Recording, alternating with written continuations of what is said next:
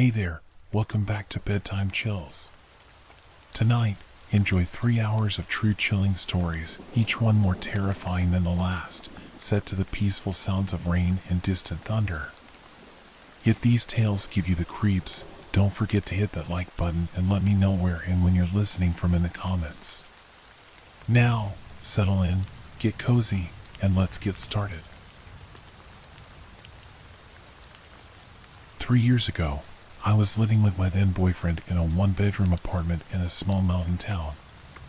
It was a half-basement unit, so the bottom of all our windows was level with the ground outside. It was also an older apartment, and not all the windows could fully lock. One day, my boyfriend came home from work while I was laying on the sofa and immediately ran up to the window near me, looking out of it frantically. He then checked every other window in the house and walked around the outside, peering into the windows. When he returned from this confusing task, I asked him what was going on and why he was acting so erratic. "I think I just walked up on a guy looking in the window at you. He took off as I walked up," he told me. This, naturally, was very unsettling. But after discussing it and considering the time of day, it was about 2 p.m., and the number of people out and about around the complex at that time, we concluded that it was probably just a curious neighbor or someone passing by who happened to glance in. With that, we tried to forget about it. If only that was the end. For the next couple of months, odd things happened here and there. Someone would knock on the door occasionally, and when I went to answer, no one was there. I'd find things in my apartment that I wasn't familiar with, or things like clothing items would vanish. I didn't think twice about any of it until one night. My boyfriend and I were arguing around 1 or 2 in the morning, and we were being a little loud. We were standing in the kitchen face to face. His back was to an open window with the blinds halfway up, and I was facing it. Amidst our argument, I glanced behind him at the window, thinking I saw the reflection of my face in it. The window was open, but it wasn't my face. There was a man with his face pressed almost against the window screen, watching us. Given the fact that we were arguing, and it was late, I thought for a moment it might have been a concerned neighbor walking up to the window to speak to us. A main walkway for the complex was right on the other side of the window, so I spoke to him. "Hello? Can I help you?" I asked a little aggressively, thinking a neighbor was intruding on our privacy. He responded by staring, unwavering and cold, right at me. His face did not change expression. He did not blink or move. He just looked at me in a way I have never been looked at before or since. In that moment, I realized that because of the window's level with the ground, the only way this man's face could be where it was if he was laying on the ground outside the apartment or crouched and contorted to look into the window. My heart sank. I buried my face in my boyfriend's chest and closed my eyes in fear. Up until this point, my boyfriend thought I was messing with him. When I buried my face in his chest, only then did he say, "Is there really someone at the window?" I whispered yes to him. He felt my fear and took a moment before he turned around. By the time he did, the man was gone. It was at this point I started to think about all the little odd occurrences I had been experiencing, and I assumed the worst. I filed a police report with his description, and my brother loaded my apartment with weapons to protect me, or at least inform this peeping Tom that I was armed. After that night, my boyfriend, my brother, and I were on high alert. There were a couple of times when my brother came over that he saw a sketchy guy hanging around, and even one time he saw him at my window. He tried to follow him discreetly, but the guy took off running as soon as my brother stepped in his direction. The last night I had an experience with this man, I was sitting home alone on my sofa. My boyfriend was at work at a restaurant about 2 blocks away. He had picked me up from work an hour earlier, and we had sat on the sofa together for a little while when we got home. Then he kissed me and left for work, locking the door behind him. After he left, I continued to sit on the couch, browsing Reddit for a while in silence. About an hour later, while sitting there in silence, I heard a door creak open. It was a small apartment, so to see the bedroom and bathroom doors from the couch, all I had to do was lean a little to the left.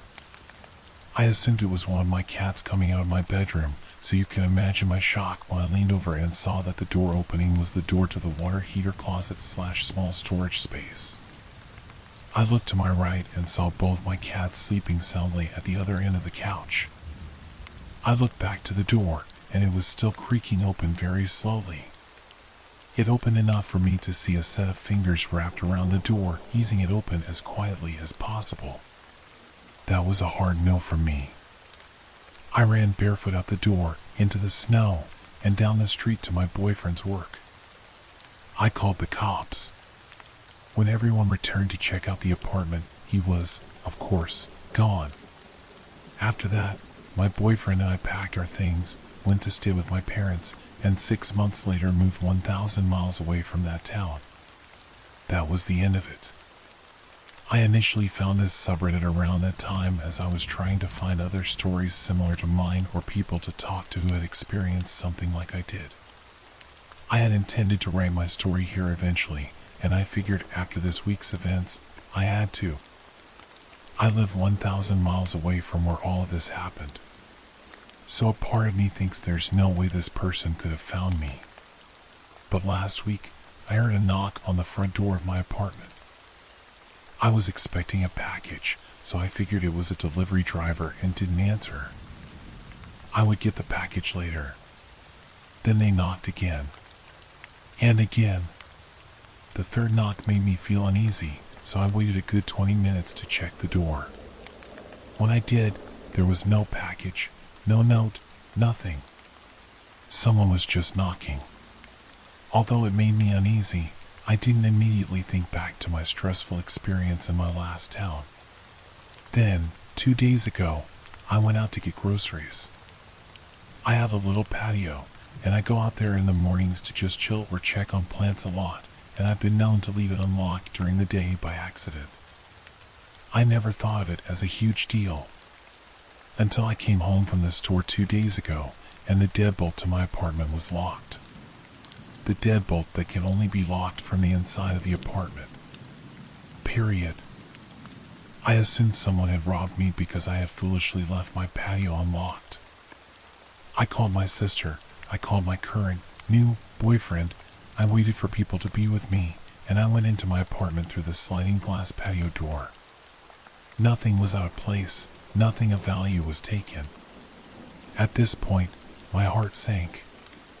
Nothing was touched. Nothing stolen. Someone had been inside my apartment just because they wanted to be inside of it. I told my boyfriend about my stalker, and he is not taking this lightly like my past boyfriend. I filed a police report. We checked for recording devices and cameras. He put Nest cameras up all over the place, and we're on high alert. I really truly hope this is a coincidence, but if this man really followed me across multiple state lines, there's no one on this earth I'm less interested in meeting.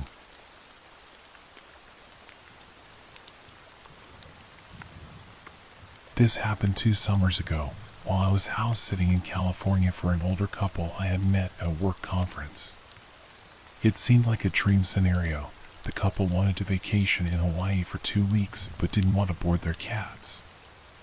I had mentioned wanting to visit California again because I loved it the first time, and we figured we could mutually benefit if I came out to house sit for them. So I flew out there. They showed me around for a few days, taught me how to care for the cats. 2 of them, one was extremely shy and I barely saw her, which is important later, and their plants gave me access to their house and cars. These people were so generous, and before I knew it, I had dropped them off at the airport, and I was on my own. At first, it really was a dream vacation. I was staying in Oakland and making forays into San Francisco, Sonoma, and Monterey. In the mornings, I could walk out the front door and shortly be hiking the trails around nearby MT Diablo. I was just ultra content with the world. I was so enamored by the area that I even started looking into relocating there. But then, about halfway through my final week, I came home one evening and felt really odd, like I shouldn't go inside. I shook it off and went in anyway because it was getting late and I needed to put out dinner for the cats. Once inside, I forced myself to ignore the unease. I made some food for myself, went to bed, and was shocked to find the shy cat hiding under my bed, crying. This was the first time I'd even seen her up close. Until then, she never left my host's bedroom unless she didn't realize I was around. Again, I brushed off the weird feeling, assuming she decided I was okay, and went to bed. I did start locking my bedroom door that night, though.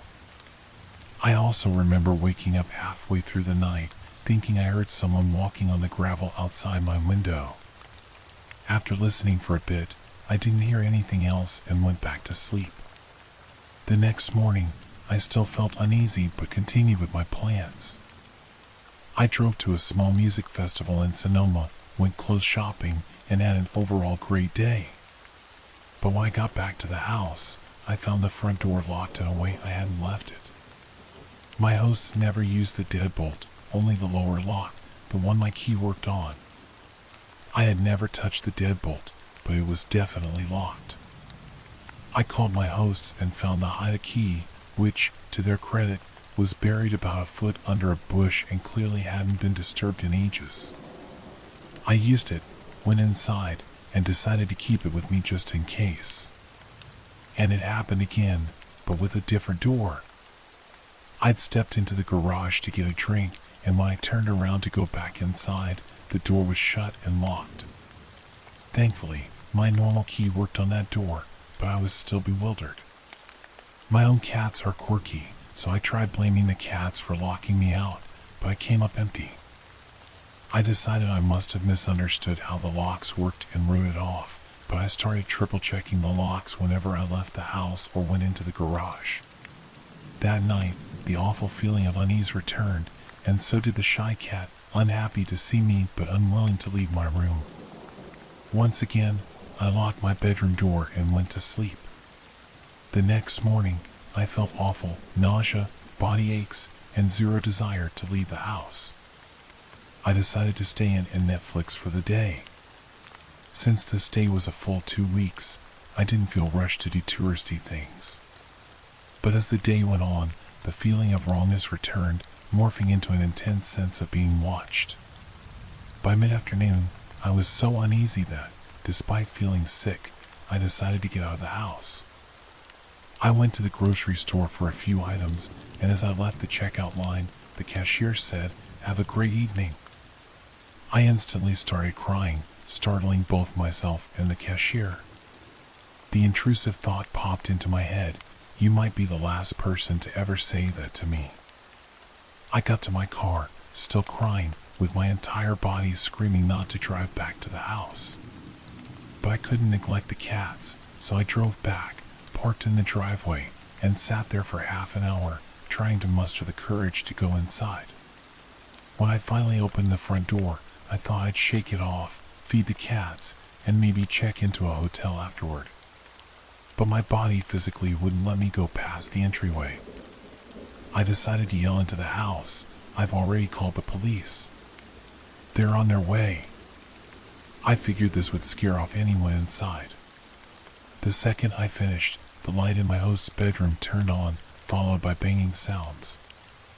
I bolted back to my car, called the police for real, and broke down crying while speaking to the dispatcher. When the police arrived, they checked the house but didn't find anyone. However, the double doors in my host's bedroom were wide open, and there was a pile of food wrappers hidden behind the blinds. They concluded someone had likely been there. What terrified me most was that nothing had been taken. The intruder had the perfect vantage point to watch me in the living room while I was sick. To clarify, the house was L-shaped, and from the bedroom's garden-facing windows, you could see into the living room windows. Once the police left, the shy cat immediately returned to my host's bedroom and didn't come out until I left for home. I believe the intruder had been in the house for at least 2 days, forcing the shy cat to choose between 2 strangers, and she chose me, the slightly less frightening one. It deeply affected me, especially since the person was never caught, and I still had to stay there for 3 more days. Nothing else odd happened, but the damage was done. I've never felt completely safe in a home without thoroughly checking every corner before bed. Looking back, I'm grateful my gut instincts spoke up. I'd rather have residual anxiety than be dead.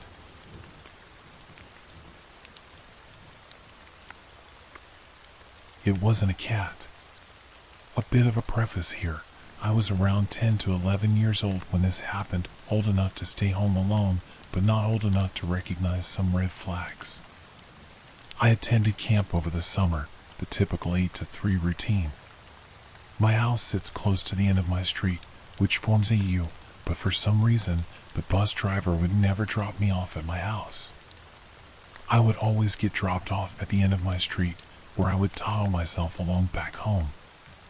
Both my parents worked late hours, sometimes not getting home until 8 p.m., and it would be very expensive to hire a babysitter for 4 to 5 hours a day, 5 days a week. So, starting 6th grade, when the bus dropped me off at home, I would be by myself.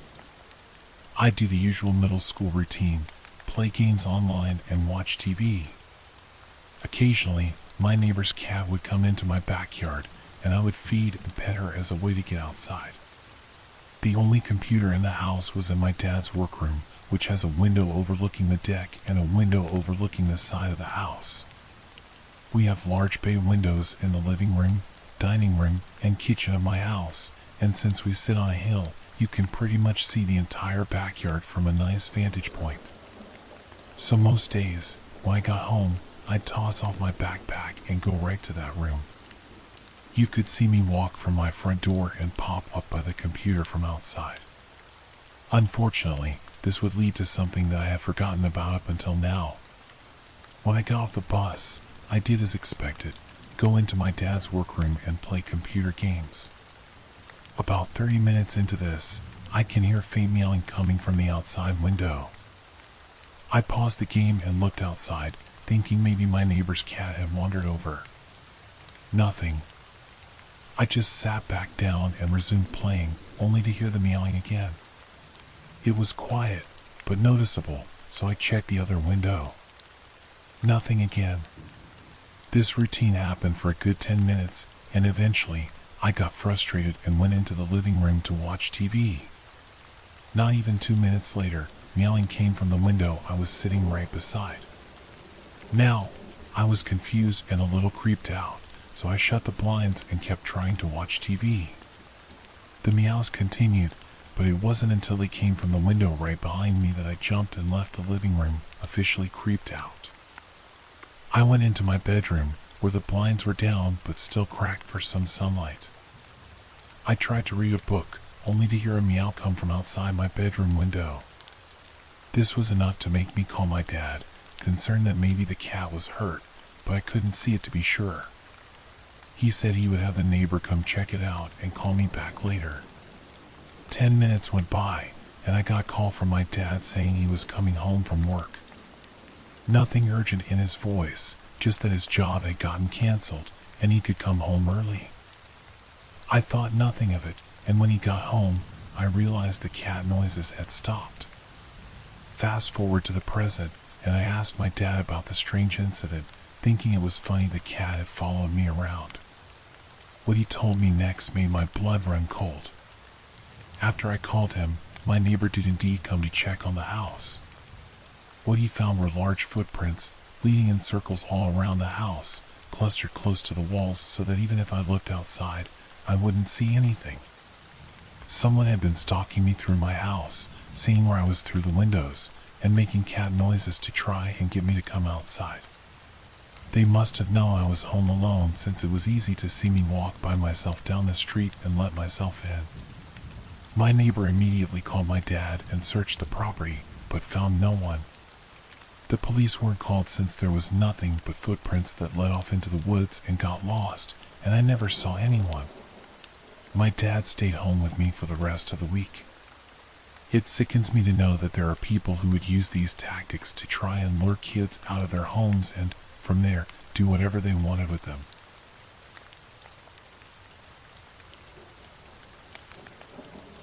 When I was a teenager, I was goth, black hair, black clothes, black makeup. I even had a pair of combat boots. My friends and I, in typical goth fashion, hung out at the local cemetery. We started going as a joke, but soon discovered we liked the peace we found there. That all changed one night. My friend called to see if I wanted to hang out, and I did. None of our other friends were available. They were either working or recovering from partying the night before, so we were on our own. My friend picked me up, and we drove up to the cemetery.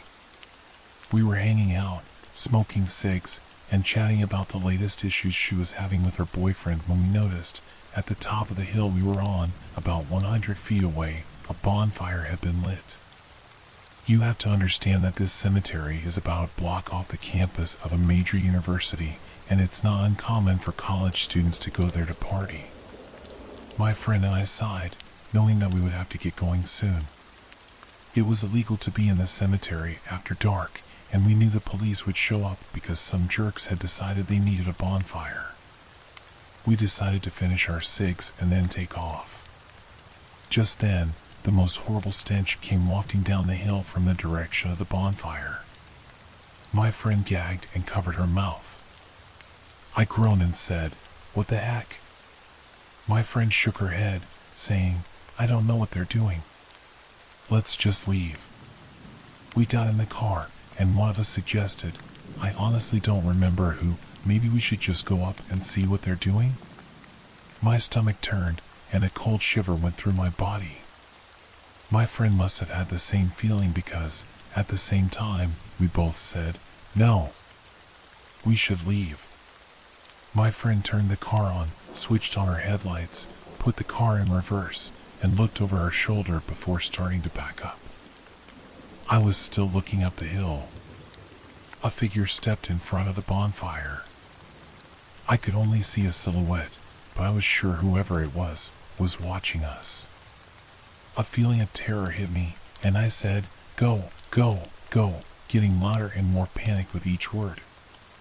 My friend looked back up the hill for a second, and just as the figure took a step towards us, she slammed on the gas and peeled out, going in reverse down the hill. She rammed the gear shift into drive, and we were out. We didn't say anything for a while until she said, "What the heck were they burning?" I shook my head. "I don't know." She dropped me off at home, and I went to bed. The next morning, I woke up and went out to the kitchen. My mom was there, drinking her morning coffee, and I joined her. We talked about her job for a bit when she suddenly came out with, "Did you hear what happened last night?" I shrugged and said no. I had just gotten up. She told me that a woman she worked with had been kidnapped from the parking garage. "Oh my God," I said. "Did they find her?" "Yes, but too late," she replied. "Whoever took her had assaulted and murdered her. They found her this morning up in the cemetery. He had tried to dispose of her body in a bonfire." I froze. My brain was going a mile a minute, the realization slowly creeping up. That's what that smell was. Needless to say, I never hung out at the cemetery at night again. I think back to our decision to leave instead of investigating the fire. That one decision could have changed everything.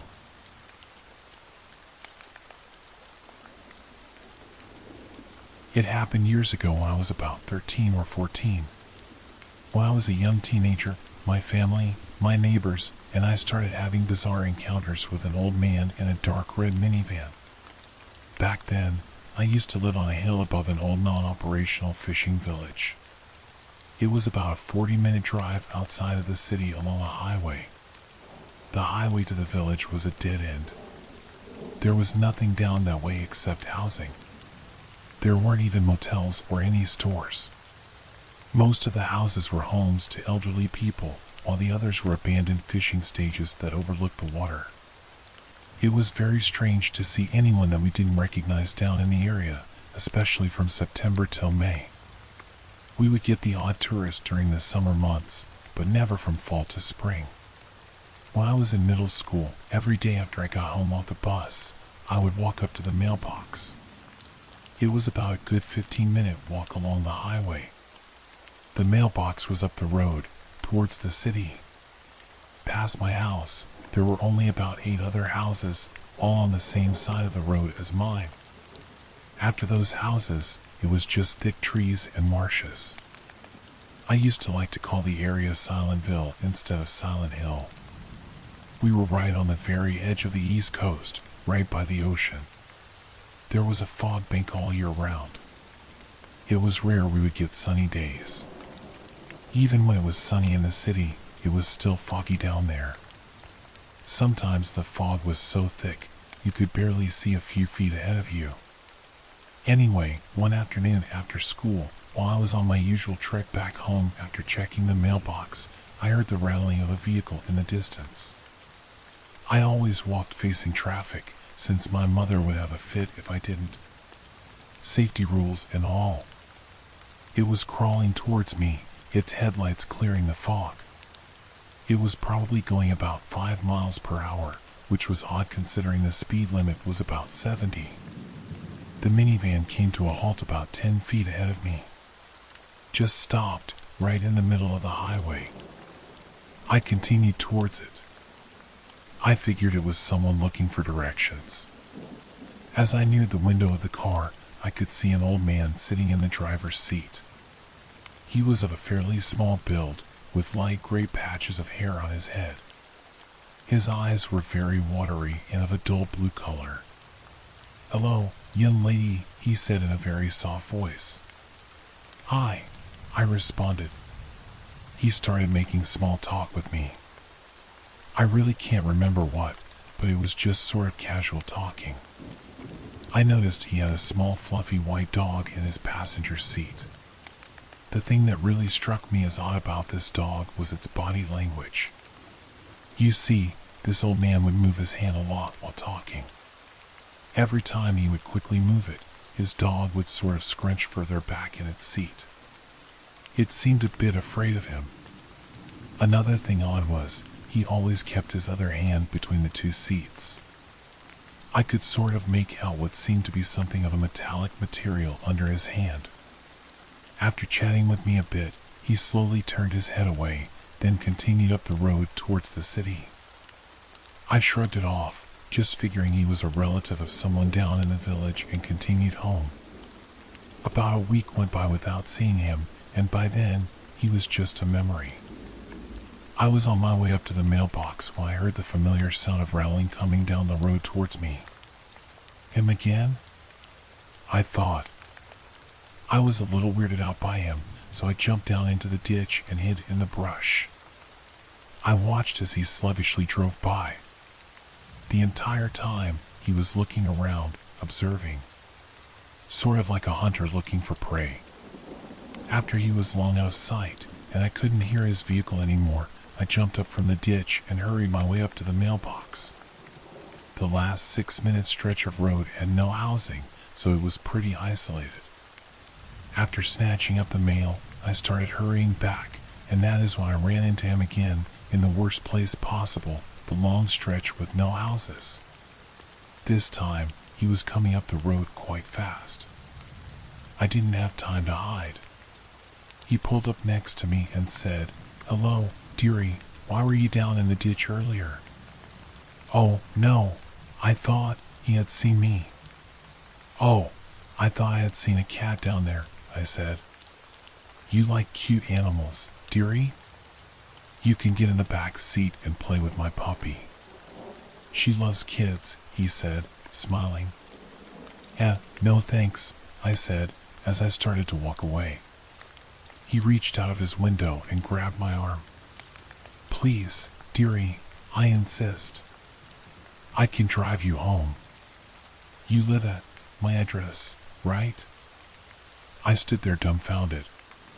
How did he know which house I lived in? I shook him off and started to run. He started backing his car up after me. I bolted down the road and didn't look back. At the time, my aunt lived a few houses up the road from my house, so I ran into her driveway and started frantically banging on her door. She came to the door and let me in. I used her phone and called my mother to come pick me up. After we got home, I told her everything. She was very upset and called the police. They basically told us they couldn't do anything, especially since we didn't have a license plate number. After that, I wasn't allowed to go on walks. He continued to show up. Usually twice a week, right after my school bus dropped me off, he would come driving slowly down the road. One day my neighbor asked him what he was doing. He responded, "Oh, I'm just a lonely gentleman. I saw a woman one day down the road working on her garden, and she just captured my heart." My neighbor told him she was married. He just laughed and said something along the lines of, "If you want love to work, you have to work for it," then drove off. My neighbor got the license plate and called the police. About 40 minutes later, the police came down, but he was long gone by then. Our neighbor waved the police over and talked to them. They told him the car had been reported stolen a few months back. Sometime during November, my parents were out in the evening doing yard work. He stopped in front of our yard and was asking my parents where I was. He said he missed our time together and felt neglected. My parents got really upset and chased him away. A few days later, I was up late at night playing FFXI on the Xbox 360 in the den. The den was on the bottom floor. I used to keep all the blinds open with the lights off in the room. I liked looking at the night sky. People could probably see me through the window since it was facing the street. So there I was, illuminated by the TV, all cuddled up in my big armchair having a late night game session, probably about 2 a.m., and I see the familiar red minivan slowly coming down the road. I froze. It parked a few feet up the road from my property, in between our house and the house next door.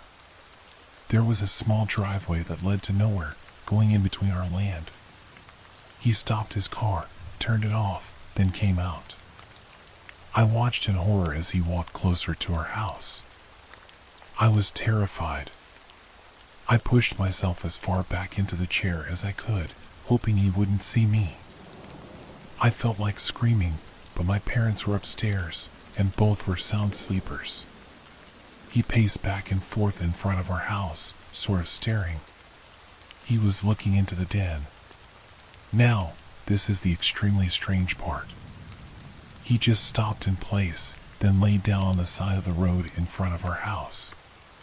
He just laid there for a good hour. I was frozen with fear the entire time. After about an hour, he got up, then strolled back to his car and left. I ran upstairs crying and told my parents. They called the police again, but he was gone by the time they got to us. We were all frustrated. The police, despite having his license plate, couldn't do anything, and this guy was coming around, harassing and terrifying us and our neighbors. This went until about March. About a month passed without seeing him. And that is when we got the news. Our neighbor, who was good friends with someone that lived down a dead-end side road a bit further, had been on a walk to his friend's house. He spotted the red minivan off in a driveway of a house that had just been put up for sale, but people had moved out. He got filled with anger when seeing it and ran over. When he got closer, he noticed blood on the passenger side window. He went to the closest house and used their phone to call 911. He went back over to the car to check it out. He was pretty ballsy. He was sort of the neighborhood protector. The car doors were unlocked. He looked in the window to see the small dog's body, a wallet, which had an ID in it, and a bloody wrench wedged between the two seats. He left and waited for the police to arrive. Our neighbor stayed in contact with the police. Apparently, the guy had left in a hurry, leaving his ID behind. Turns out he had just been released from prison not too long ago for offenses towards minors. We didn't get any details though. I felt so horrible for the dog. I really hope he never got his hands on another animal again. I sometimes worry that he went on to harass other people the same way he harassed us.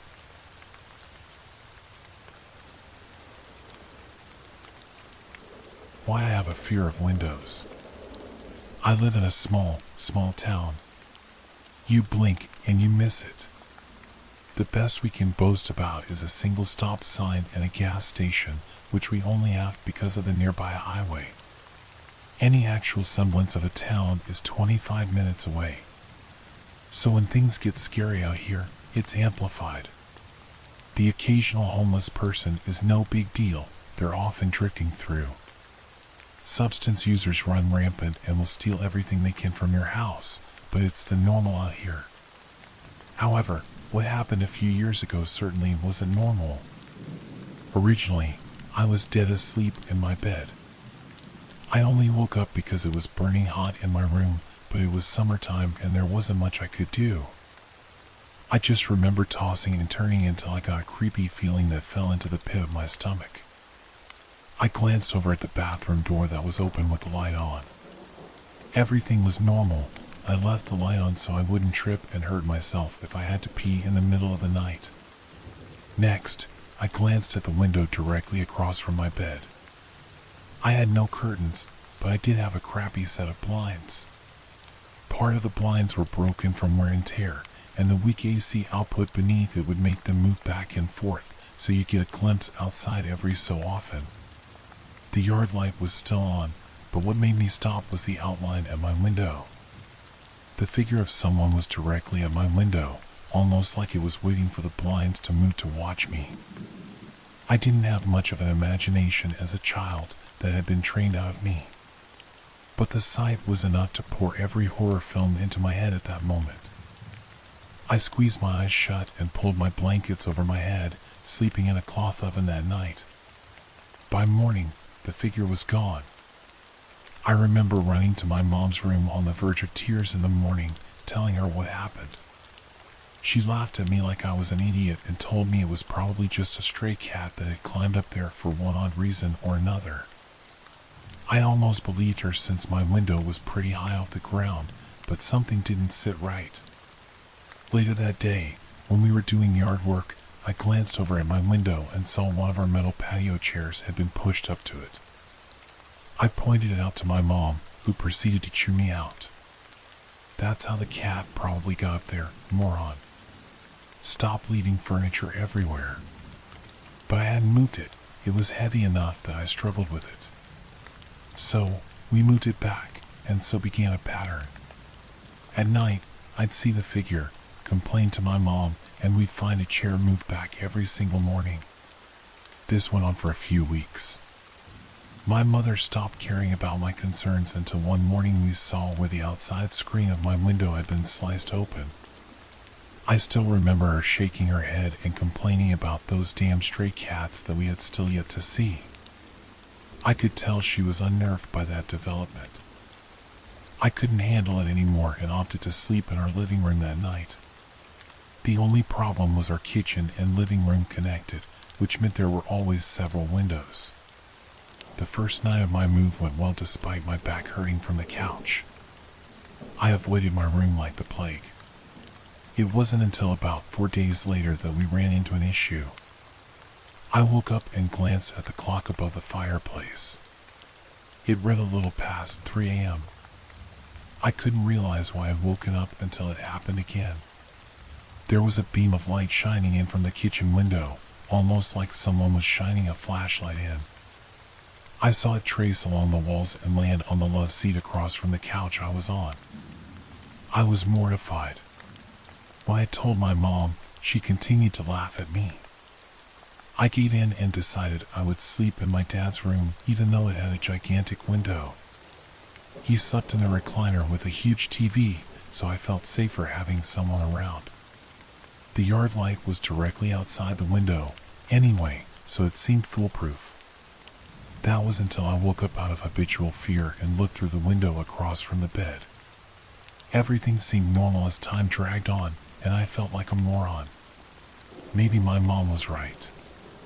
That was until I saw a lone figure come out of the woods by the backyard shed, walk directly under the light, and head to the patio furniture like he'd been here plenty of times before. I still remember the large build the man had, and the confidence, like he was the one who lived here and wasn't creeping around my yard in the dead of night. I just remember listening to the TV until I fell asleep again, hoping to get another glimpse. My dad would have been pissed if I had woken him up. He was grumpy on a good day and terrifying on a bad day. I didn't feel like risking it unless I had solid proof, because I was scared. The next morning, my mom chewed me out again for the patio furniture, which had become routine almost a month later. But this time, something new happened. She demanded I stop playing in the toolboxes in the garage. A bunch of tools had been taken out and left on our doorstep: screwdrivers, a large hammer, flashlights, etc. It wasn't me. I begged with my mom and pleaded with her. Just stay up with me one night. We couldn't close our garage because it was an open carport, and I wasn't going to get punished for touching tools because of someone else. It was driving me mad. Finally, she agreed. That night, we would stay awake in the living room. I finally fell asleep before my mom did, but I remember her waking me up in a panic. She pointed to the window that overlooked into our garage. We could see the top of someone's head as they walked back and forth. There was a sound of someone placing metal tools down on the brick steps, as if they were trying to be quiet but couldn't fully muffle it. She whispered for me to go wake my dad. My dad was angry, having been woken up in the middle of the night by his frantic daughter. He grabbed his pistol and headed out from the back door towards the front of the house where the garage was located.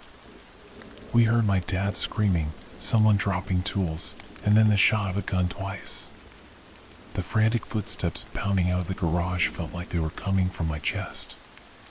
My mom peeked out the window, then opened the door, and my dad stumbled in. He had missed both shots because of his unstable aim, but told us that there was a man crouching at our front door, looking at our door handle. None of us slept that night, and in the morning, the law from the closest town arrived. They didn't do much, besides ask if anything had been stolen, for a description of the man, and then told us to install cameras. That was it. They said the guy was probably just looking for something easy to steal for quick money. If that had been the case, why hadn't he stolen the tools, the generator, the welder, or broken into any of the vehicles just sitting in the garage? We finally set up hunting trail cameras around the house, but nothing has happened since. Coming home from college for holidays, I still have nightmares about the incident years later when I sleep in my own bed. I don't know what he was looking for or why he did the things he did. Whatever the case may be, man at the window, let's not meet.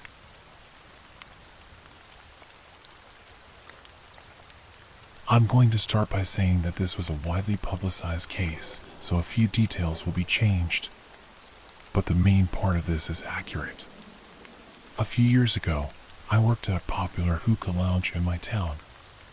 We had many regulars, so of course, I got to know many people and made some lasting friendships with a few. Among those regulars was a group of people I wasn't terribly fond of, except for one girl, Rachel. Rachel was a kind girl who I enjoyed talking to. I just didn't approve of the people she hung out with or the decisions she made. But it was her life, so what place did I have to say anything? Eventually, Rachel started dating another regular named Ben, who was part of my friend group. This is when we got a lot closer, and she started to trust me and confide in me more. Eventually, Rachel and Ben broke up, and it devastated Rachel. I clearly remember her messaging me to hang out and her crying on my shoulder for half an hour. During their relationship, Rachel stopped hanging around the shady people as much, but of course, afterward, she went back to them and started partying a lot and doing who knows what. She stopped talking to me as much and eventually started dating some other guy in the shady group named Greg. Of course, that relationship went south due to reasons unknown to me, but but Rachel ended up filing for a restraining order against Greg. A few days, I think, later, Rachel went missing and was never heard from again. It was awful. Her family started showing up to talk to me, asking if I'd seen her. I hadn't, but apparently, someone told them that she was seen downtown somewhere. It broke my heart. One day, during a busy shift, someone we both talked to sometimes showed up and talked to me about Rachel's disappearance. His name is POS. POS told me he'd heard about her being seen somewhere and wanted to know what I knew about it. He even asked me if I heard if anything bad happened to her. I'm assuming he thought since I worked at a regular hangout spot of hers, I'd hear something. I told him I hadn't, and we hugged before he walked off to talk to other people. Months passed before I heard anything about Rachel. Her family showed up from time to time asking about her, but nothing changed. Around a year after her disappearance, the police had a breakthrough in her case, and her body was found. After some investigating, the police discovered that Greg had hired POS to kill Rachel, and he did. He hid her body and continued life as usual. The fact that I spoke to POS after the fact and even hugged him still weighs on my conscience. It's been years, and I'm still so upset about it. He's in prison, and I'll likely never see him again, but it still hurts. I spoke to her family about her, having hugged the man who killed her. I wish I had been a better friend to her. Maybe I could have saved her. I could have insisted that she not hang out with those people. I don't blame myself for her murder, but I do wish I could have done something. Had I been a more insistent friend, maybe she'd still be here? Who knows? All I know is that if, for whatever reason, I ever do see him again, it won't be a good thing for him. He knew she was dead, and he still asked me if I'd seen her or heard anything about her. POS, I hope you suffer.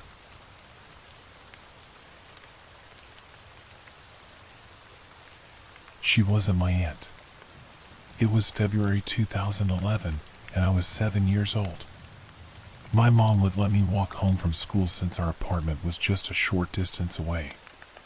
There were never any problems with this, but one day, while I was walking home from school, a black car pulled up next to me. For the life of me, I can't remember what kind of car it was. The window rolled down, revealing a woman with red hair who looked to be about 45 years old. She introduced herself as Erica and claimed she was my father's sister. My father had left before I was born, and we had no contact with his family. Although I didn't know much about my father at the time, I did know he only had brothers. Just days earlier, I had asked my mom a series of questions about him, including whether he had any siblings. Instead of telling Erica that he didn't have any sisters or just walking away, I told her my name. She then started asking me unsettling questions like, "Where do you go to school, and how's your brother?" These questions creeped me out, so I told her I wasn't supposed to talk to strangers and started walking away.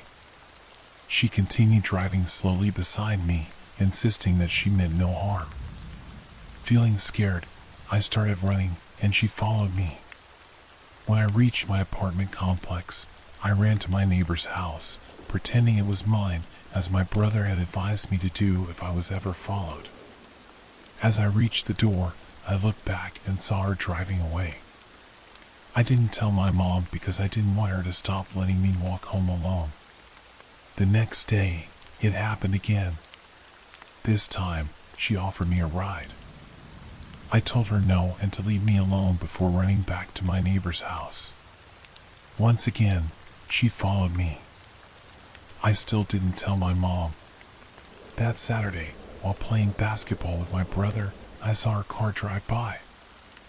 I panicked and dragged my brother inside, claiming I felt sick. On Sunday, after church, as we were pulling into our apartment complex, I saw her outside. This time, she wasn't in her car. I noticed she had a large stomach and smaller legs. Terrified, I ran inside as soon as we got out of the car. From the living room window, I watched her walk to the neighbor's house I had run to earlier. A few moments later, she left. Shortly after, our neighbor came over to inform my mom that a lady claiming to be a teacher had come looking for me, saying she needed to talk to me about something. When my mom heard this, she called me in. I started crying and told her everything. She began crying too, terrified of what could have happened. From then on, I had to wait for my 13-year-old brother to get out of school so we could walk home together. My mom also reported the incident to the police, and both my neighbor and I gave a report. After that, I would occasionally see the car and point it out to my brother, who would tell my mom. By April, everything had died down, and we never heard if the police had spoken to her. Years passed, and I forgot about it until yesterday. While shopping at Albertsons with my best friend, I felt a tap on my shoulder. It was her. She introduced herself again. My mouth hung open in shock. I tried to act nice, but when she offered to take me home, I panicked. I grabbed my friend and walked away. I'm very afraid. She remembers me. She still tried to give me a ride, and she's still around. I already told my mom, but we aren't sure what to do. Update: my mom and I have since gone to the police and have a follow-up scheduled with an officer. Update 2: I just returned to this post to inform everyone that I am safe. The lady has been identified, but since she technically didn't harm me, no legal action is being taken against her. However, a restraining order has been placed. I want to thank everyone for their kind words, which helped me feel better about this situation. I'm glad this ordeal is, hopefully, over.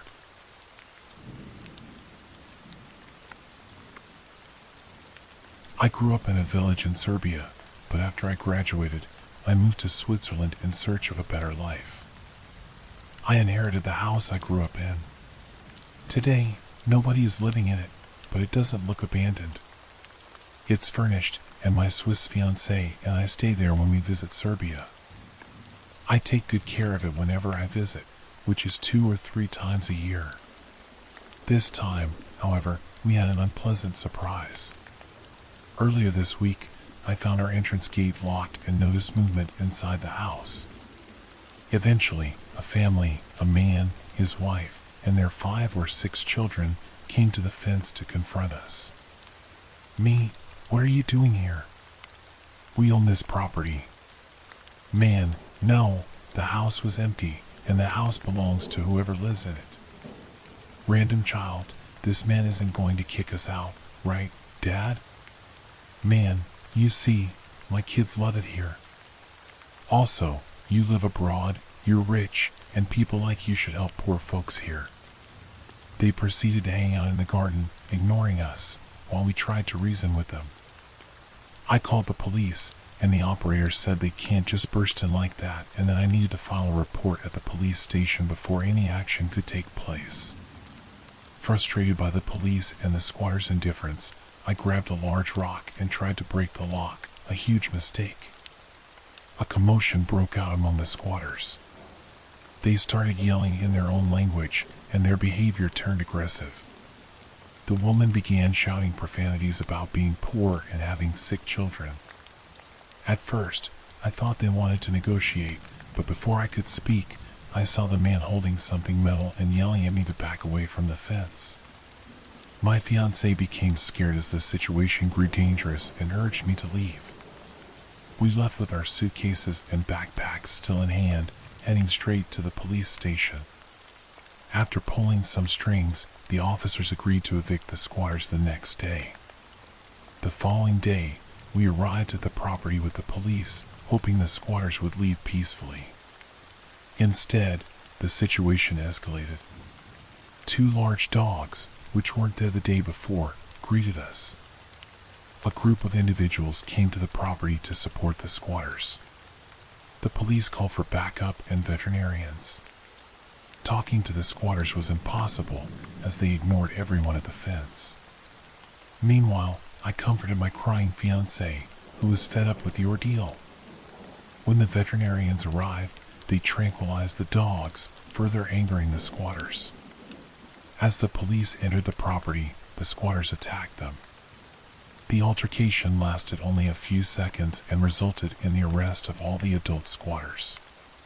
Upon entering the house, we were shocked to find the interior destroyed. Furniture was ruined, walls were stained, and one of the rooms contained feces.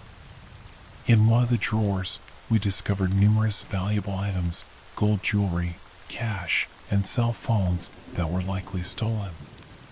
The police confiscated these items to investigate further, but we all suspected their origin. An officer gave us a final warning: some of them will be released in a few days.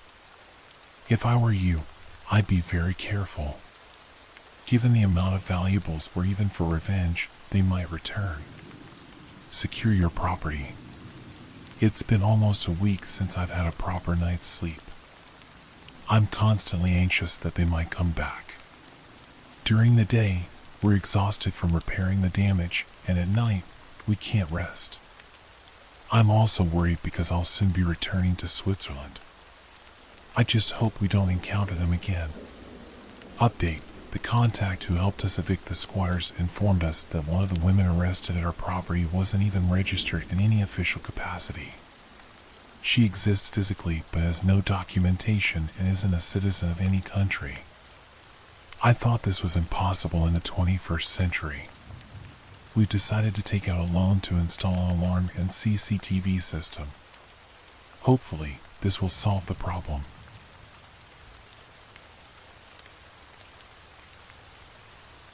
Neighbor man stalked entire family for 2+ years. Take it back to 2007-08. I was 16 when this began, and 18-19 when it finally went to court. Picture a Norman Rockwell-esque suburban family: parents, 3 kids, a yard, and a dog, and blink and you'll miss it, USA. One random day, a neighbor man had a mild dispute with his neighbor. In response, he took every hose he had and flooded their yard. Solid decisions lead to solid consequences, so naturally, he was fined for water waste. My parent runs the water district in small-town USA, and because this neighbor man, and him here on out, lived a block from us, he decided to drive over to the water district, shouting that he was an acquaintance of my parent. Second solid decision of many to come from NM: absolutely no one takes kindly to name droppers, folks, so tuck that gem away under life facts. My parent came in and told him that even if their own kids had done this, they would have faced the same repercussions, gracefully glossing over the fact that, other than maybe driving by one another, none of us had ever actually interacted with an M. NM repeated the name of the man working the front desk, as well as my parents' name, and claimed it's now personal, before storming out. Soon, my family and I began seeing NM at random places constantly: the DMV, the grocery store, our respective jobs. Apparently, when you're off kilter and your parents pay for your house, you have all kinds of time to stalk.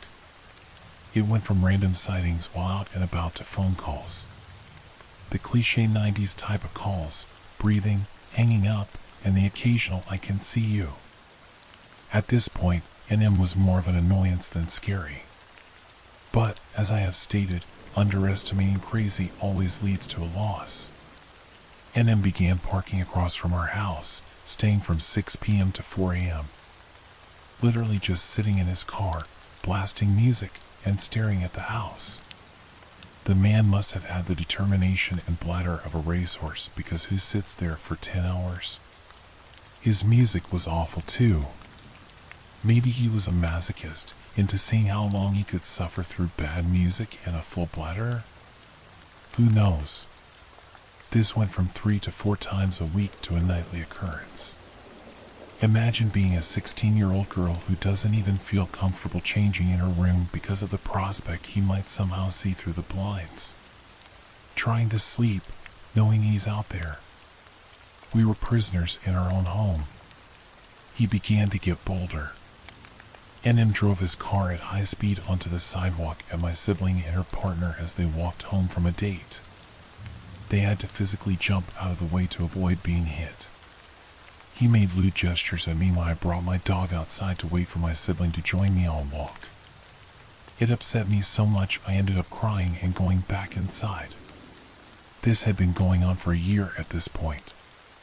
The cops always said the same thing: there's nothing we can do unless there is a direct threat or someone is harmed. My parent, tired of the harassment, confronted NM in the street.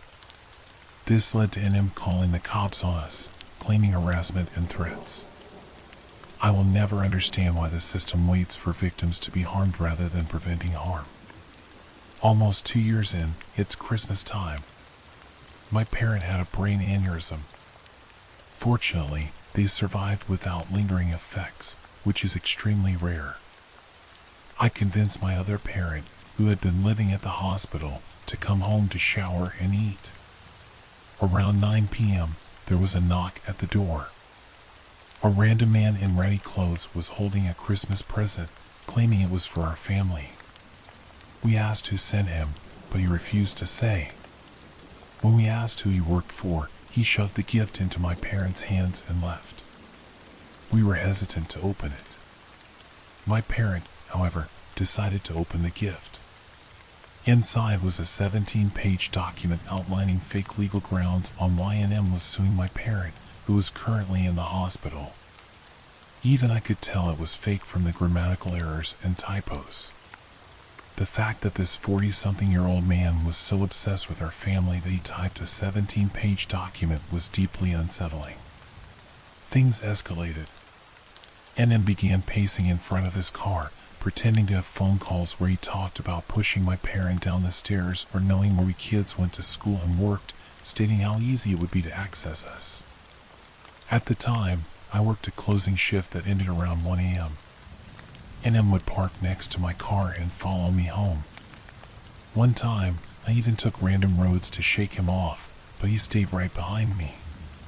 Pulling up to the house with NM parked across the street and having to run to the door was a nightmare. We were all exhausted, not only from the aneurysm scare, but also from constantly looking over our shoulders. A friend of my parents told the district attorney about the situation, and she took on our case pro bono. Testifying was emotionally draining. We had to give official statements before taking the stand and were not allowed to be in the room when another family member testified. Reliving 2+ years of trauma, being cross-examined as if we were liars, and not being able to comfort one another afterward was excruciating. Thankfully, there was enough evidence to put him away for 1.5 years and grant a felony restraining order. We moved while he was still incarcerated. My sister passed away during his time in prison. Upon his release, he tried to sue her estate, claiming her testimony about him running his car at her and her partner was false. He also tried to claim entitlement to GoFundMe donations raised after her accident. There are so many more details, but this was long enough. So NM, let's never meet again. You made us prisoners in our own home for years and have clearly not learned a thing.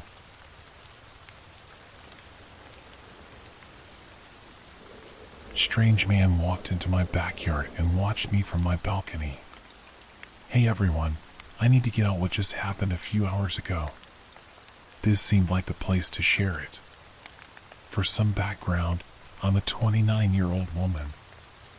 I live in an apartment on the sketchier side of town, so I'm not unaccustomed to strange people pulling up or odd things happening. I've been through a home break-in before, so I'm very hypervigilant about keeping myself and my home safe. I also smoke cigarettes, a nasty habit, I know, but since I have cats and don't want my house to reek of smoke, I go out to my balcony to smoke. That's exactly what I was doing when this happened. I was sitting on my balcony, smoking and just enjoying my night, when I noticed a car I'd never seen before pull into the back parking lot of my apartment, right by my balcony. I initially felt uneasy but didn't want to come off as the paranoid neighbor, so I kept sitting and smoking my cigarette. Then I heard footsteps making a beeline through my backyard. A large, burly man I'd never seen before was walking briskly through it. Again, I tried not to make too much of it, thinking he might be heading for a neighbor's place. My anxiety was definitely on alert, but I wasn't panicking until I realized he was heading straight for my portion of the backyard. He then did something that still freaks me out as I type this. He stopped right in my backyard and looked up at me on my balcony without saying a word. That's when I went into full panic mode. I audibly said, "Oh no," sprang up, slammed and locked my balcony door, ran to my upstairs bathroom, and dialed 911. I listened intently for any sounds from downstairs while I stood panicking in my bathroom. Truthfully, it sounded like someone was messing with my back door. I can't say for certain because I was in hypervigilance mode, but I do know he stayed in my backyard for several minutes. Eventually, I decided to peek out my balcony window. I saw him walking back to his car and getting in. That leads me to believe he wasn't there to rob me, but something potentially more sinister. Fortunately, he didn't put in much effort, because I live in a cheaper area of town, so you can imagine the quality of my doors and locks. I really hope it was just some guy who was drunk or under the influence of substances and went to the wrong house, but my gut tells me otherwise. Regardless, I hope we never meet again.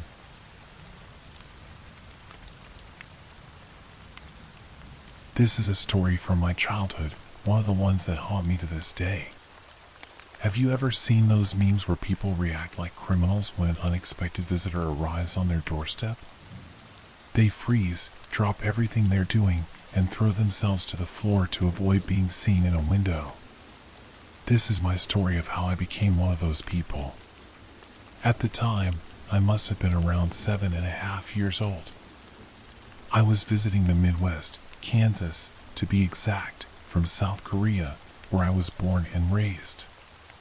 It was just a family visit, nothing major. On that particular night, the adults, our aunt, uncle, and our parents were going to have a date night. They had ordered us pizza before they left and waited for it to arrive so we wouldn't have to open the door for anyone. My aunt and uncle had 2 kids, 2 boys, to be exact, ages 15 and 8. As I said, I was about 7.5 at the time. My older sister was 11, and our baby brother was just 3.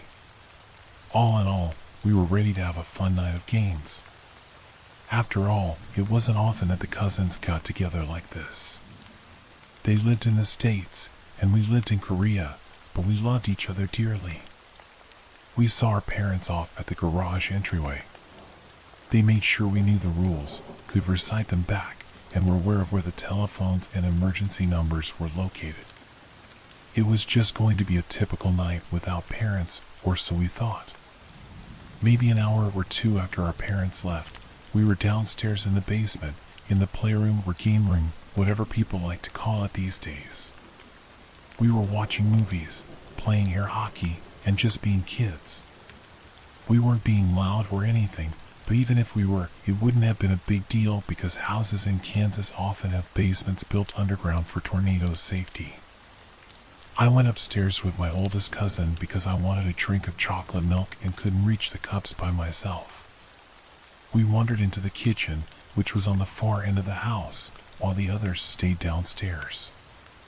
We had been upstairs for about 15 to 20 minutes. While I drank my milk, my older cousin made snacks for the movie we planned to watch. Then, all of a sudden, we heard the doorbell ring.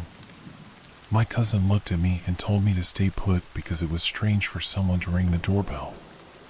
It wasn't late, but it certainly wasn't early either. It was around 8 o'clock in the evening during summer. My cousin started to quietly creep toward the door. It was unnerving because we weren't expecting any guests, and the pizza had already been delivered before our parents left. Before he was even halfway to the door, whoever was on the other side began ringing the doorbell rapidly, over and over. The constant ringing echoed throughout the house. By this point, I noticed my other siblings creeping up the stairs, except for the baby, who was still asleep in the crib in the guest room. The oldest of the kids, let's call him James, put his finger to his lips and motioned for us to be quiet, as if no one was home, despite the lights being on. He crept closer to the door while the ringing and banging continued. He peeked through the peephole. I had never seen James look so terrified. His face went pale as he quickly backed away from the door and told us to go downstairs. Of course, we didn't listen. We thought he was joking. Maybe it was some of his friends trying to scare us, since he canceled his plans that night to watch all of us. My older sister shoved past James and looked through the peephole herself. For whatever reason, whatever she saw on the other side of the door caused her to react the same way. She stumbled back, her face pale. At the time, I didn't understand what was happening. None of us younger kids did. After about 20 minutes, whoever was at the door stopped ringing the bell, and all was quiet. It seemed like they gave up and left, thinking no one was home. If only we had known how wrong we were. We sat in silence for a while. Finally, my other cousin, let's call him Kyle, gathered enough courage to ask James what he saw and why they were acting so skittish. James explained that there was a man in dark clothes holding what seemed to be a package or large box, but he couldn't see the man's face.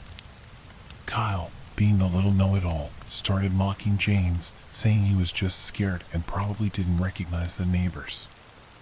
Kyle was convinced it was just a neighbor trying to drop off a misdelivered package, something that happened often. We all agreed that was probably the case. However, as we thought about it more, certain things didn't add up. Why didn't the person just leave the package on the porch? Isn't that what most people do?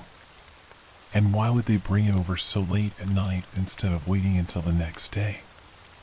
We decided it wasn't worth calling our parents, thinking it was over. We went back to the kitchen, grabbed the snacks, and started heading downstairs. Then we heard banging again, but this time it wasn't coming from the front porch. We were in shock. We froze in fear. I mean, it was coming from right behind us. We turned slowly and looked back in the direction we had come from. We were standing in the dining room, having already passed through the kitchen. It sounded like someone was banging on the kitchen window, you know, the one that's typically above the sink, so your mother or father can watch the kids playing in the backyard while washing the dishes. James and my older sister, who we'll call Nicole, got down on their hands and knees and crawled back into the kitchen, much against our urging. Just as quickly as they peeked into the kitchen, they crawled back to us almost at hyper speed, telling us to get low and stay low as we moved into the den further down the hallway. James had us huddled close to the fireplace, out of sight from the windows.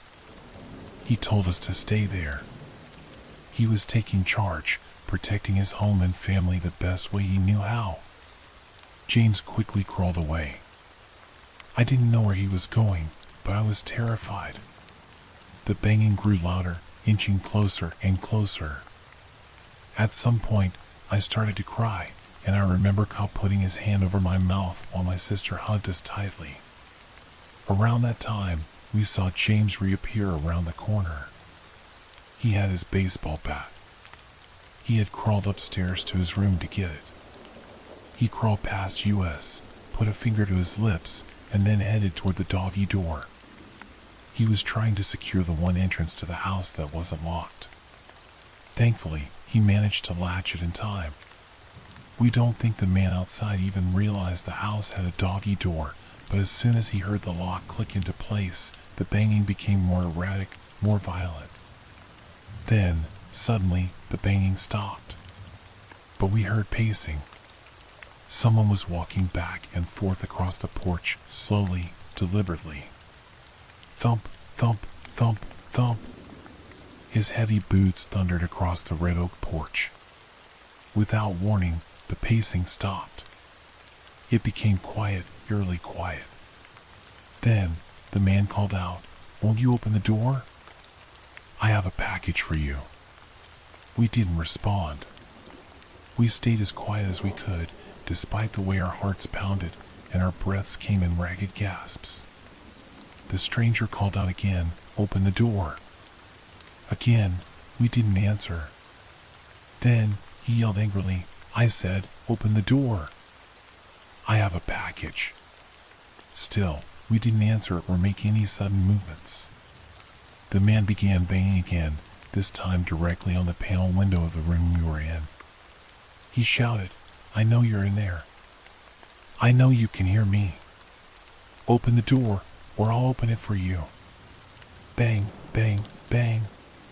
The window rattled violently with each impact. Thankfully, our cousin's house had reinforced windows that weren't easy to break. Unfortunately, we didn't have neighbors nearby who could hear the commotion. While the man made all this noise, we took the chance to move into another room and grab a phone. When we finally called the police, they asked us to describe the man. All we knew was that he was tall and dressed in black. Kyle and I decided to be brave so that, if anything happened to us, the authorities would at least have a better description. We crawled back into the den and dared to look out of a small corner of the window. Gently moving the curtain aside, we saw him. The man had moved the shutters off the window. They were hanging loosely, rattling in the wind. We made eye contact with the deranged man, direct, soul-piercing eye contact.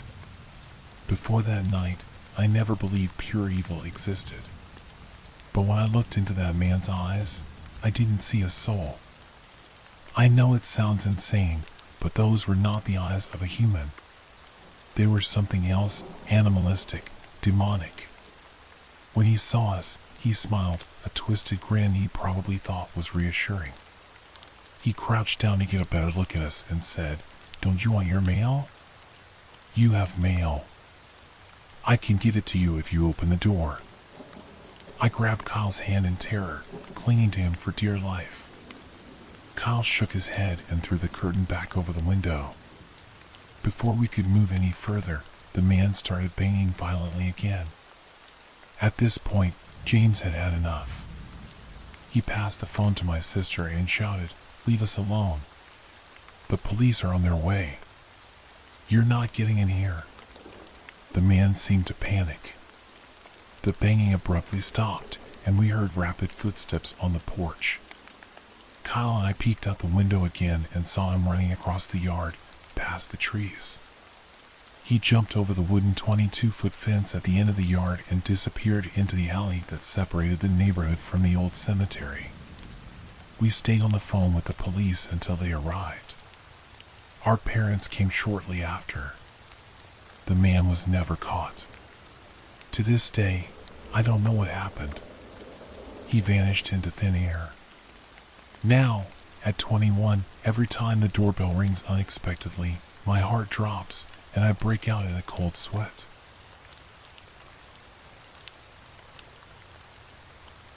He drove me to a forest.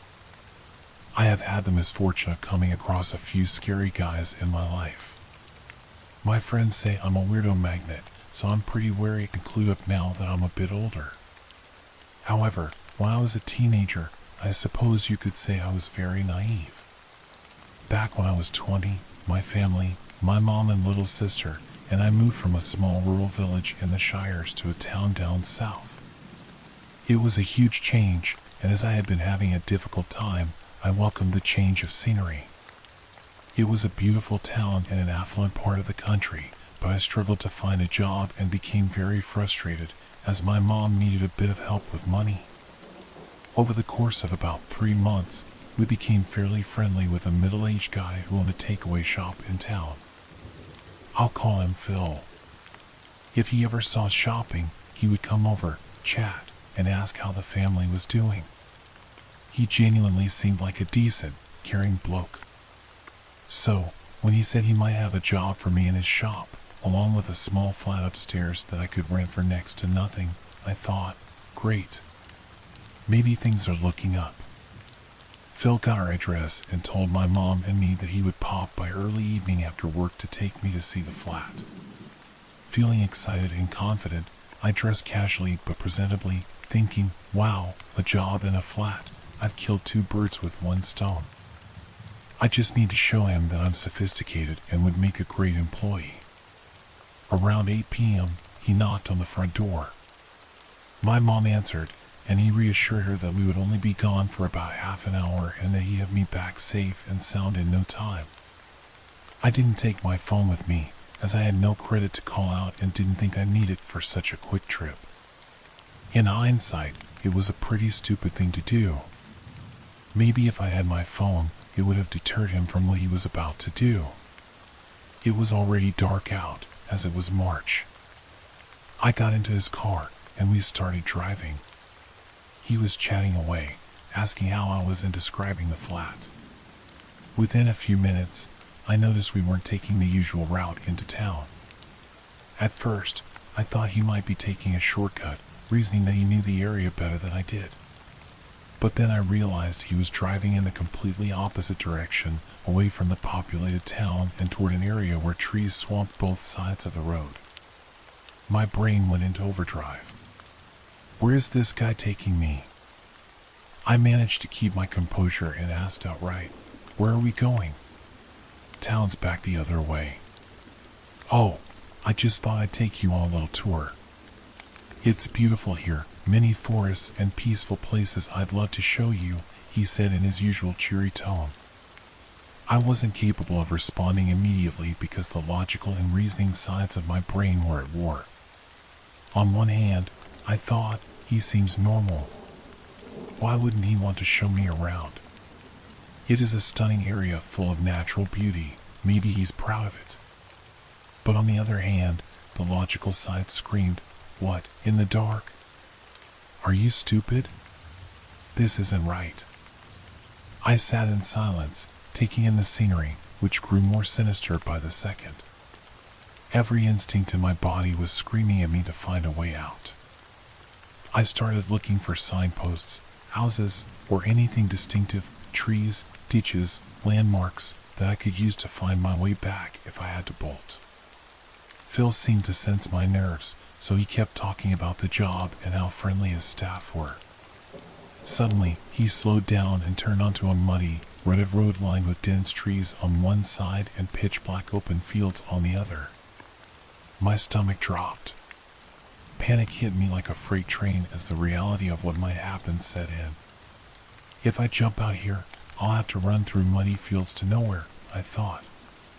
My imagination didn't help, flashing images of him grabbing me before I could escape.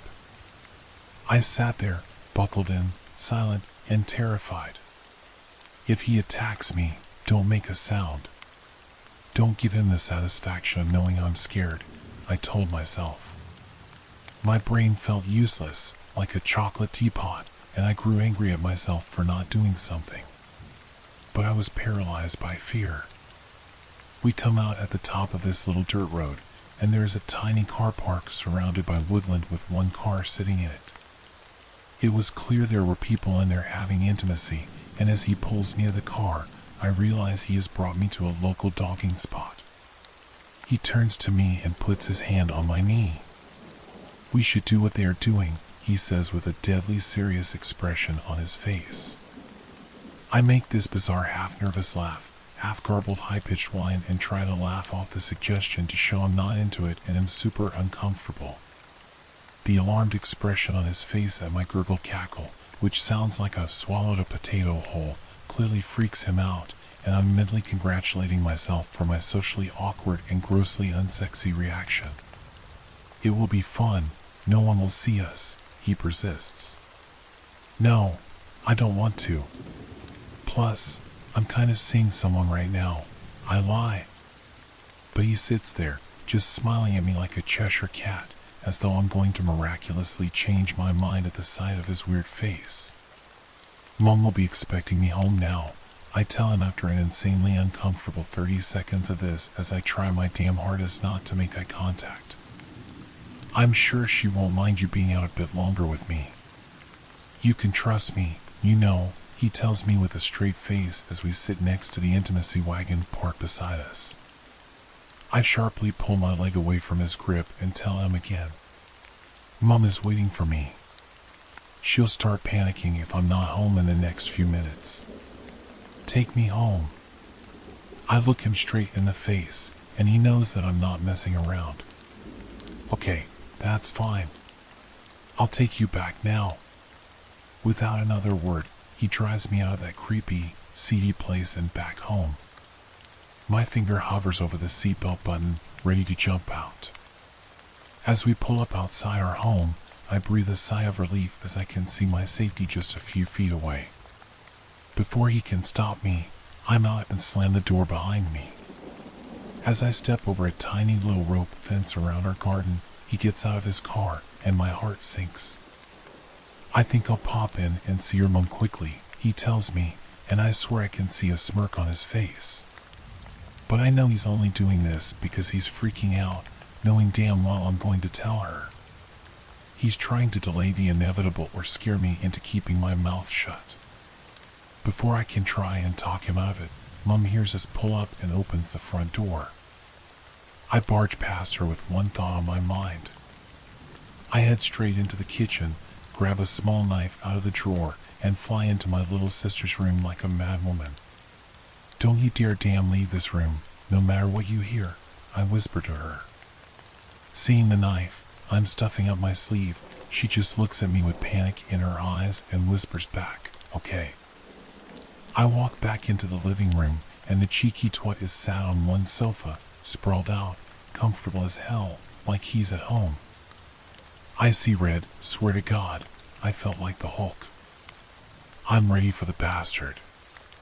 I awkwardly perch myself on the arm of the sofa Mom is sitting on, the absolute furthest away from him I can manage, as he just sits there making small talk with Mom about how she's finding the area, whether the neighbors are friendly, all the while keeping his beady little weasel eyes on my every move. "Why don't you come and sit over here next to me?" He pats the sofa cushion next to him. "No, I'm all right here, thanks," I tell him, fidgeting with my sleeve, trying to stop the little knife from falling out in front of him. "Why are you sat over there? Come here." "Honestly, I won't bite," he laughs and pats the seat next to him again. "No, I am quite comfortable here, thank you very much," I reply, this time through gritted teeth. My mom, bless her, is looking at each of us during this back and forth like a tennis match. I can see something is registering in her eyes. She can tell my behavior is all off. I've got one bum cheek perched on the sofa arm, half stood up, half sat down, fiddling with my sleeve, twitchy as hell, and staring my mum in the face intensely, mentally trying to speak to her through the power of telepathy alone. I must have looked like a nutter. "It's getting late now, so I think you should go," she finally speaks. Mom is starting to look anxious now as she's finally twigged that something has happened. Phil gets up, agrees, and mumbles something about having to check something at his shop. As he walks by me and is nearly out of the room, he pauses, turns to me, and puts out his hand to shake mine. I'm thinking to myself, what a damn weird thing to do. I take the opportunity to kindly offer him my hand, the one with the knife. Taking it with a bit more force than is polite, he soon yanks his grubby mitt out of mine when the tip of the blade jabs him. He looks down and sees the blade, then looks at me. I look at him with such disgust. Phil hightailed it out of our home so fast without another word. I told Mom everything. She was fuming. We discussed going to the police, but there wasn't really a crime committed on his part aside from being a major creep. Sadly, when I mentioned it to a couple of girls my age who lived down our street, they clammed up and shot each other a strange look. I guessed he'd probably done this type of thing before. We moved away from the area after that, so I'm glad to report I never have to see his smug face again.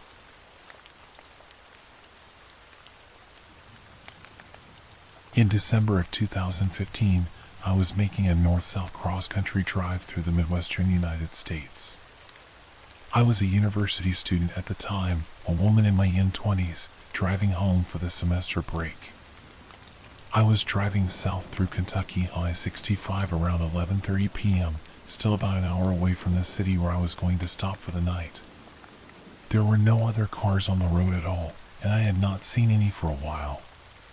That part of I-65 was a 6-lane divided highway, 3 lanes for each direction, in the area south of Mammoth Cave National Park and just northeast of Bowling Green, Kentucky. I was changing the music on my phone when I noticed an 18-wheeler coming up behind me in the rearview mirror. I stopped what I was doing, clicked off the phone, and waited for the truck to pass. The truck got right even with my car and instead of completing the pass, matched my speed and stayed beside me. Then the driver turned on a spotlight on the side of the truck which shone directly down into the cabin of my car and on my face. I was really confused, as I had never seen a truck do anything like this before. The driver kept the light on my car for what seemed like a very long minute, and I was getting creeped out. I kept my gaze straight ahead. I slowed my speed so that the truck would finish passing me. The driver turned off the light and completed the pass, moving from the middle lane to the right lane in front of my car. I was very creeped out by this, slowed down some more, and changed to the leftmost lane to put some space between me and this big rig. As soon as I moved into the leftmost lane, the truck matched my speed again and moved over to the middle lane to come parallel to my car. The driver turned on a light again, shining it directly into the passenger side of my car cabin. I had now confirmed that this truck driver was definitely following me and definitely being super creepy. I kept my gaze straight ahead because I felt like looking over would somehow make it worse. The truck turned off the spotlight and pulled in front of my car in the leftmost lane. I decided to move away again, changing lanes behind the truck back over to the rightmost lane and speeding up. I was probably going right around the speed limit again, 70 to 75 miles per hour. By the time I completed my merge, I saw the truck beginning to shift lanes towards me again and speeding up to match me. Before they could pull up next to me again, I decided it was time to get out of there and I floored it. I sped up to 90 miles per hour, the fastest I had ever driven in my life, and I put maybe a mile of distance between me and the truck before slowing down some. I looked up to the rearview mirror and I will never forget the image. This big orange tractor trailer, illuminated by the street lamps of a highway interchange, absolutely devouring the distance I had put between us. The truck was charging up behind me at an unbelievable speed. I sped up again, but it did not matter. The truck caught up to me, pulled beside me, and turned on the spotlight again. I stared straight ahead, keeping my speed, not daring to look over. It was at this time that I decided my only advantage was the maneuverability of my small car. I hit my brakes and dropped back behind the 18-wheeler, moving into the middle lane behind their truck. They moved over into the right lane, and I moved over behind them. I decided to stay right behind the truck in its blind spot so that they could not see me. I saw a sign for an exit and decided this is how I would escape. I waited behind the truck in its blind spot until we came up on the exit. I waited until the last possible moment. Once the truck body was beyond the point where the exit split away, I darted out from behind the truck into the exit. Thoroughly shaken, I wondered how far away from the interstate I should go and if the truck would come looking for me. I ended up just pulling into a Wendy's right by the interstate. I parked and got out. I inspected my vehicle, looking to see if there was any damage, thinking maybe the driver was trying to warn me of something wrong with my car. There was nothing wrong with it. I waited at the Wendy's for a little while to make sure the truck was long gone before getting back on the interstate and continuing to my hotel. After the break when I drove back to school, I did not use I-65.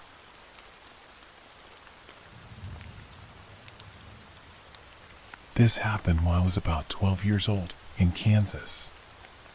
I was sitting in my bedroom playing Halo. My parents were both out running errands, and my sister was at work, so I was home alone with my two dogs, a little terrier and a Bichon Frise. Not exactly attack dog breeds, more like early warning systems at best. I had been home alone before, it really wasn't a big deal. We lived in a pretty safe part of town that had never had any problems, other than one time when some people sprayed KKK graffiti on some public park equipment.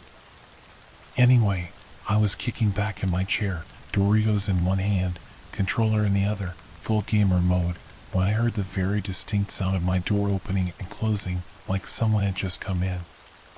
The room I was in faced in such a way that I could not see the front door. My dogs got up and ran into the living room, and so I just assumed my parents were home. I shouted for my mom to confirm this. I'm a bit paranoid due to the aforementioned being a weird magnet, and heard no response. My dogs also weren't barking like they normally do when someone gets home. I thought that was kind of weird, so I paused my game and walked out into the living room. Nothing. I felt the hairs on the back of my neck stand up. I had heard someone come in, clear as day. I wasn't wearing headphones. I had the TV turned down and was listening to music, so I knew it couldn't have been the game. I immediately went to my parents' closet and grabbed our shotgun, like a good Midwest boy tends to do. The only problem with that was that I didn't know where my dad kept the shells, so my plan was to fake it and hope they didn't have a gun of their own. Stupid plan. I wasn't the brightest kid. At this point, doubt started to kick in. Had I actually heard the door? Was it the game? But then I thought, why would the dogs jump up like that if it was? I walked back into my living room, unloaded shotgun pointing in front of me. I tried to call my dad. He didn't pick up. I tried to call my mom. She didn't pick up. I tried to call two of my best friends. They didn't pick up. My 12-year-old mind immediately jumped to, holy hell, they're all dead, and so for the first time in my life, I had to call 911. The operator picked up, and I explained the situation with tears in my eyes from fear. She told me to stay calm, and that police were on their way. The difficult part about staying calm was that there was a hallway by my front door. I knew in my heart of hearts that there was someone in that hallway, about to jump out and really mess my day up. My two dogs were right by me, also staring towards the hallway. This did not help the fear.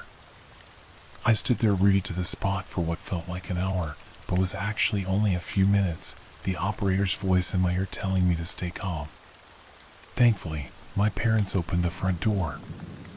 What the hell are you doing? I explained the situation to my father. He grabbed his pistol from the front room, didn't know that was there. Thanks, Dad, and we went hunting. I always thought it would be cool to go around clearing rooms and stuff like a SWAT team, but damn if I wasn't about to lose it every time we opened a bedroom door. We didn't find anything. The police arrived shortly after and told us that this had been happening over the past few weeks. People would wait until homeowners left, check the door, and if it was unlocked, they'd go in and take valuables. They said whoever it was probably left when they heard that someone was home, which never quite sat right with me because I only heard the door open and close once. Ever since this happened, I've triple-checked every door and window lock whenever I'm home alone. To whoever walked into my house that day, I never saw you, and I really hope I never do. As a fun little postscript to this story, I told it to one of my friends, and he goes, "You only heard the door once?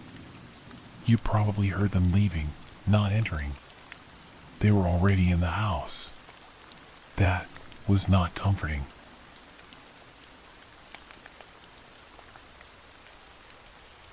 This story is about an event that happened to my mother around 1972 when she was 8 years old. She's told me about it since I was young, and she truly thinks about it and is affected to this day. To set the scene, both of my grandparents ran a restaurant gas station in our hometown. They have always run a business of some type since the 50s. This means that a lot of days, my mom would have to take the school bus home and stay by herself if my grandma had to stay and help run things, usually no more than an hour or two. My uncle, her older brother, would usually come home on the bus with her, but he was a little older and sometimes had football practice. So, that was the case on the day of the event I'm getting to. My mother arrived home that day, let herself in the house, and put away her things. She had just recently received a new puppy and knew the first thing she needed to do was take the pup out to the yard to use the restroom. She wrapped the dog in a white towel, this is important, and walked him outside. As she put down the dog, she shook its hair out of the blanket, flailing it about in the wind. It's then she noticed the neighbor's son was staring at her from across the street. This guy was in his late 20s and was known to be very strange and mentally ill, though in the country, mental illness seems not always to be recognized. He would do psycho stuff like killing the neighbor's pigs or skinning stray cats and hanging them from a clothesline in their yard. Real sick stuff. My mom said he always creeped her and everyone else out. She said he would stare at her when she would play outside and made her feel generally uncomfortable. She said he appeared out of nowhere in his yard that day, and as she shook out the blanket, he began grinning and waving. Feeling more than a little shaken, she picked up her pup, went inside, and locked the door. She began to do some homework, and after about 5 minutes of work, she heard a loud knock at the door. She slowly walked to the window to see who it was. She knew it wasn't my grandparents because, of course, they had keys. As she opened the blinds, her eyes locked with those of the creep from across the street, like he was already looking in the window. She jumped and said she screamed a little as she shut the blinds. She walked to the door and made sure it was locked. She said he just continued with a slow, continuous thud on the door, almost in rhythm. Knock, knock, knock. Then she really got terrified as he began speaking to her through the door. "Hi, sweetie. I saw you with your doggy. Let me in to see him." She was in shock. "Come on and let me in, sweetie, please.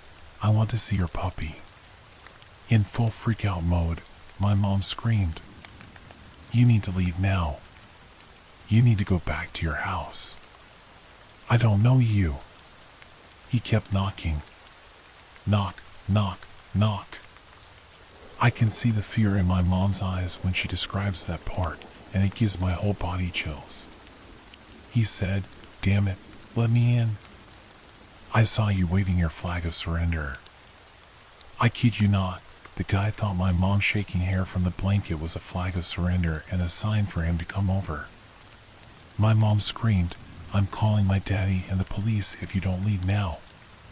With this, the knocking stopped. She tried to catch her breath and shake off her fear.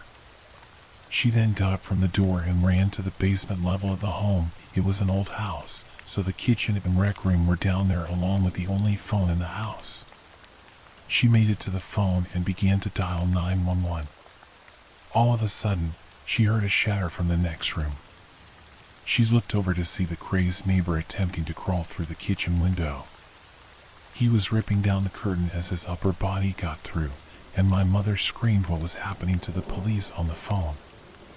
All of a sudden, he was bleeding from the abdomen where the window glass had cut him, as his lower half couldn't squeeze through. Then my mom began hearing my grandmother's screams. "What the hell are you doing?" Then the guy yelling in pain and squirming out the window as she hit him from behind with some tool that was lying in her garden on the side of the house where the entrance to the window was. He managed to get out the window and bolted to his house. The police came, Grandma called my grandfather, and he arrived as well after shutting down the business as soon as she told him. They arrested him for breaking and entering and something else I believe that was unrelated, probation violation, I assume. On the day of his court date, he told them the white flag of surrender story, but this was the final nut on his crazy cake as they put him in a mental institution that day. He may have gotten out but went back because my mother said he later died in an institution. Outside the courthouse, the crazy Appalachian redneck family of the creep tried to blame my 8-year-old mother, and the man's father called my mother a harlot. Needless to say, my army-trained grandpa beat the guy on the courthouse steps as the local cops turned a blind eye. That story has always stuck with me. My mom had to receive therapy for it, so it haunts her a lot as well to this day. We always can't help but wonder though, what would he have done to her if my grandma didn't come home at that moment? So to you, you creepy cat killer who traumatized my mom, let's not meet.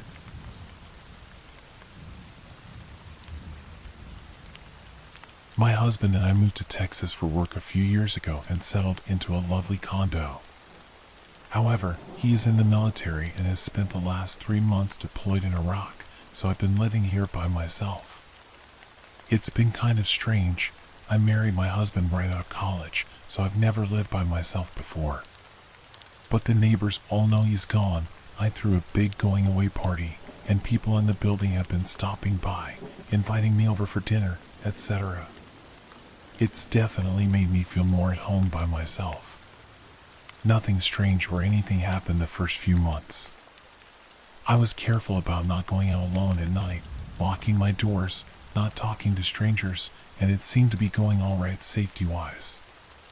Well, the other night, I was asleep in bed when I heard banging on my door. Like, full on, gonna bust your door down, pounding on the front door. Then I heard a man shout, "Dallas police, open up." So like any good law-abiding citizen, I very groggily threw on my robe and made my way to the door, fully prepared to open it immediately and see what I could do for Dallas' finest. Right as I was reaching for the door, for some reason, I froze, and it dawned on me, and I thought, this is really strange. What could the law possibly want so urgently with a third-grade teacher that it couldn't wait until a more reasonable hour? So I paused and looked through the peephole, and all I saw was darkness. Which is very odd because even though it was nighttime, there's a light right outside my front door, so I should have been able to see something, at least. I stepped back, very perturbed, just kind of standing there quietly in front of my door, evaluating the situation and wondering what in the world I should do. After standing there, pounding on my door and requesting that I open it for what seemed to be a very impressive amount of time, the banging stopped. Still, I just stood there awkwardly with my cat, very alarmed and confused. Then I heard at least 2 men start talking in hushed tones. She heard us. Well, let's just give it a minute. Man, she's gotta open the door. Forget this, let's just get out of here. At that point, as soon as he said that, I knew there was something wrong. No policeman is going to say forget this, let's just get out of here, because police are typically the people that people want to get out of places to avoid. So, still kind of groggy, but at that point awfully damn sure I wasn't going to open the door, I turned on my heel and briskly walked back to my bedroom. Where, like the grown woman that I am, I pulled the covers over my head and sat there silently, eventually falling asleep. I woke up the next morning, the odd situation from the night before far removed from my mind as I got dressed and ate breakfast. As I was leaving my house to go to work, I noticed it. There was a wad of duct tape on my peephole. I realized I should have called the actual Dallas police, so I took the opportunity to very calmly run back into my condo, lock the door, and call the law. They came and confirmed the obvious. No actual policemen had been dispatched to my residence or even anywhere in the entire building, and said they couldn't really do anything now, but I should call them if they came back. Here's to hoping they never come back.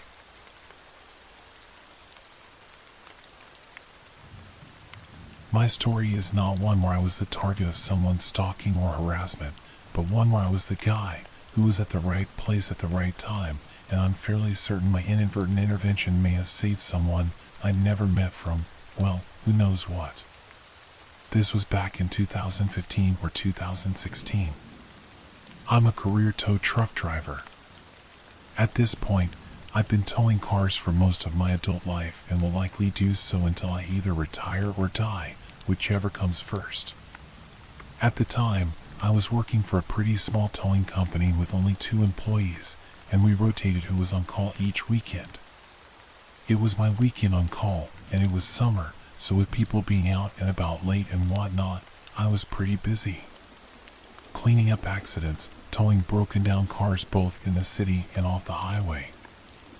I was fine with it, as I was paid commission at the time, so the more calls I did, the more money I made. So it's Saturday night, now Sunday morning, and it's around 2:30 to 3 o'clock in the morning, and like I said, I've been busy. I'm tired, a little grumpy, and kind of want to go home when my phone rings. It's an insurance company calling, asking if we can do a tow for one of their customers who is broken down on the side of the highway. The breakdown location they give me is about 15 miles out of town, which I normally wouldn't do, but the tow destination happens to be a dealership that's just a couple of minutes from my apartment. I contemplate rejecting the call, but because I'm paid commission, I figure screw it, I can run up and grab this car, drop it off around the corner from my place, then hopefully I can head home and get a couple of hours of shut-eye. So I take the call and hop on the highway. The insurance company provided me with the customer's first name, which we'll say was Kara, and gave me a phone number for her. Usually, I try to make contact with people who are on the side of the highway to let them know I'm on my way and give them an ETA. I tried calling her a couple of times, but she doesn't answer. Not unusual. After a short while, I see hazard lights up the way on the shoulder, so I turn on my strobes and start slowing down. As I approach, I notice that not only is there the late model car that I'm looking for, but there's another car on scene as well that doesn't have its hazards on, but it's parked in front of the car I'm meant to tow. This is annoying but not uncommon, as I need to be able to get in front of the disabled car in order to load it, and sometimes people don't realize that. But because the other car is there, I instead pull up behind both cars. You do this so that as the tow driver, you're the one who has to make the weird maneuver of pulling off the shoulder and back onto the shoulder, and that the other car just has to drive straight forward on the shoulder. Otherwise, if I pulled up in front, then the other car would have to go around me, and it's unprofessional and unsafe to make them do that. Standing at the trunk of the late model car, which is now directly in front of me, are a man and a woman. The woman is probably in her early 20s and dressed to the nines for a night out. She's about 5 feet 1 inch or 5 feet 2 inches. She's wearing tight leatherish or something pants, a halter top, long black hair, very pretty. The man is probably around 5 feet 10 inches and skinny, maybe 150 to 160 pounds, wearing a dark hoodie and dirty jeans. They're standing very close, facing each other. She has her arms crossed, and he's leaning down talking to her. I step out of my truck and approach them both, introduce myself. They separate a few feet, and I look to the woman and say, "Are you Kara?" She nods. I say I'm here from her insurance company, and I ask what's going on with the car. Immediately, the man pipes up and says, "Yeah, it's just having some fuel issues. It's an easy fix. Can you just drop it off at this commuter parking lot? I'm gonna fix it for her there." I'm rather annoyed at this because the commuter lot in question is further up the highway and I'm already 15 miles out of town. Like I said before, I only took this call because it was supposed to be coming back toward my apartment and I really wanted to go home. Not only that, but in order to change the original tow destination, I would have to call the insurance company back, wait on hold for who knows how long for a representative, and then let them know of the change and try to get them to pay me extra for the deadhead miles back home after unloading, and I really didn't want to do any of this. And thirdly, this is a late model car.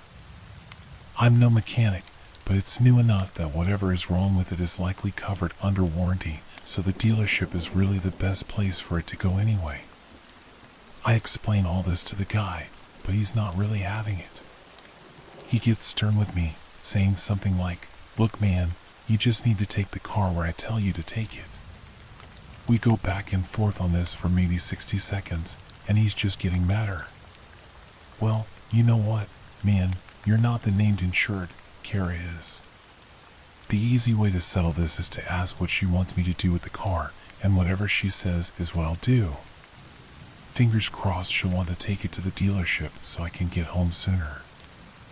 I turn to look at Kara to ask her that question, and I don't see her right away. She's no longer standing where she was just a minute ago, which was slightly off to my right. I continue to not see her until I've turned almost all the way around because she's standing directly behind me.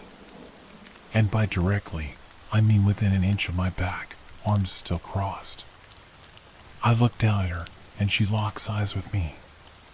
Her eyes are white as plates, almost owl-like, and immediately it feels like she's staring into my soul.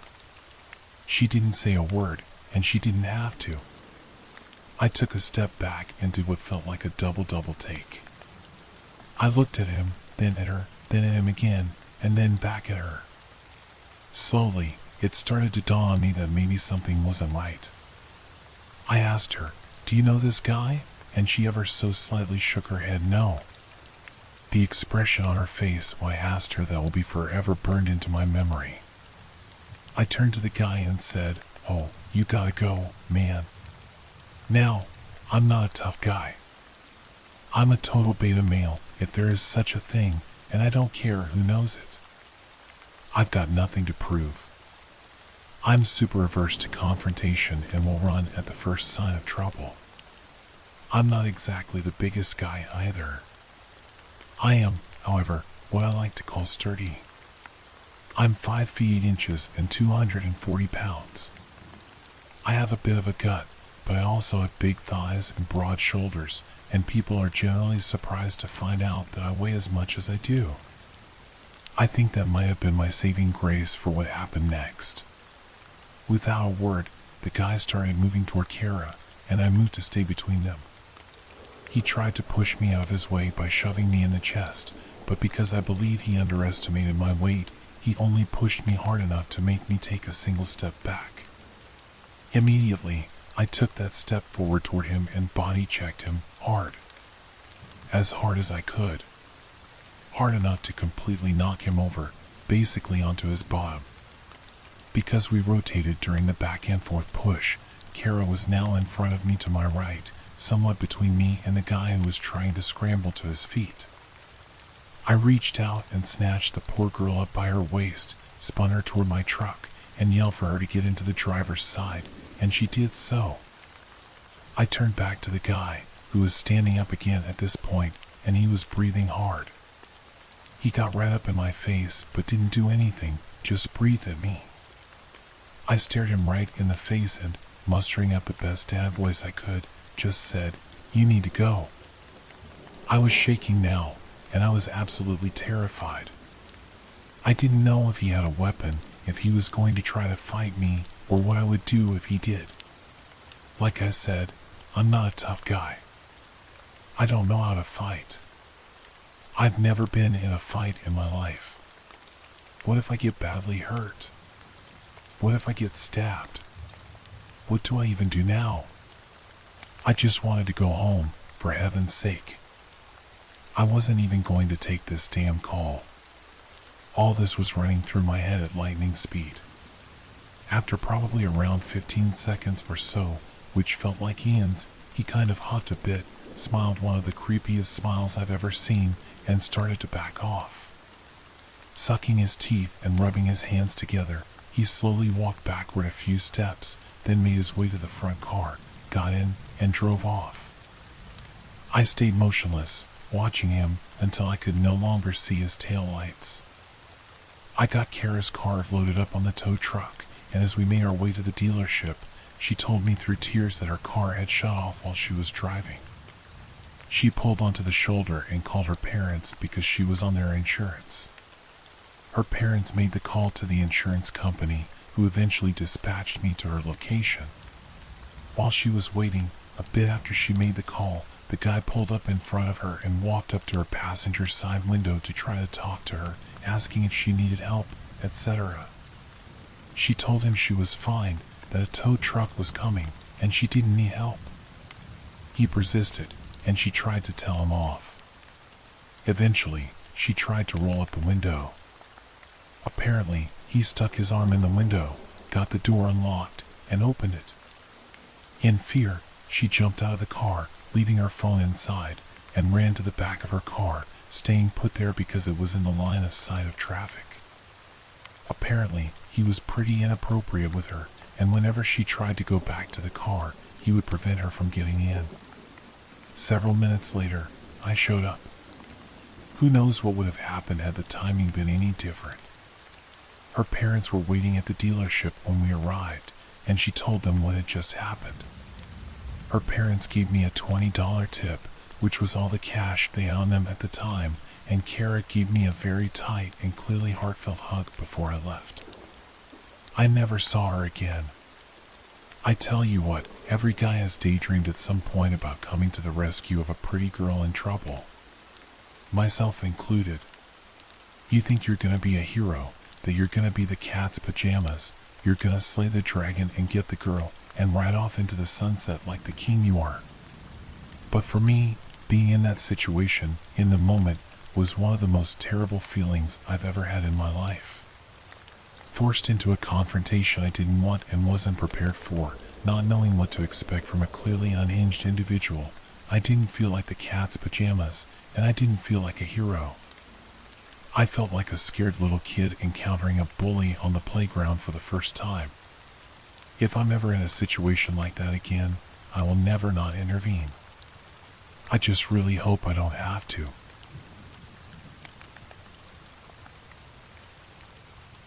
The story I want to share with you happened 1 year ago, not long after the beginning of the first semester.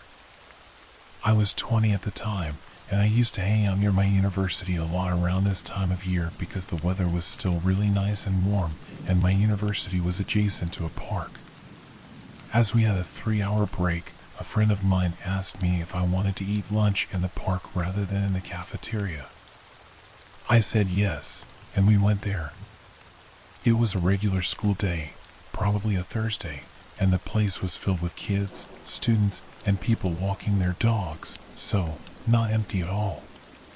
It may seem odd to underline this, but I rarely go by myself to a park if there's no one else around because it makes me feel nervous, kind of vulnerable. I'm an overly anxious person, don't judge me.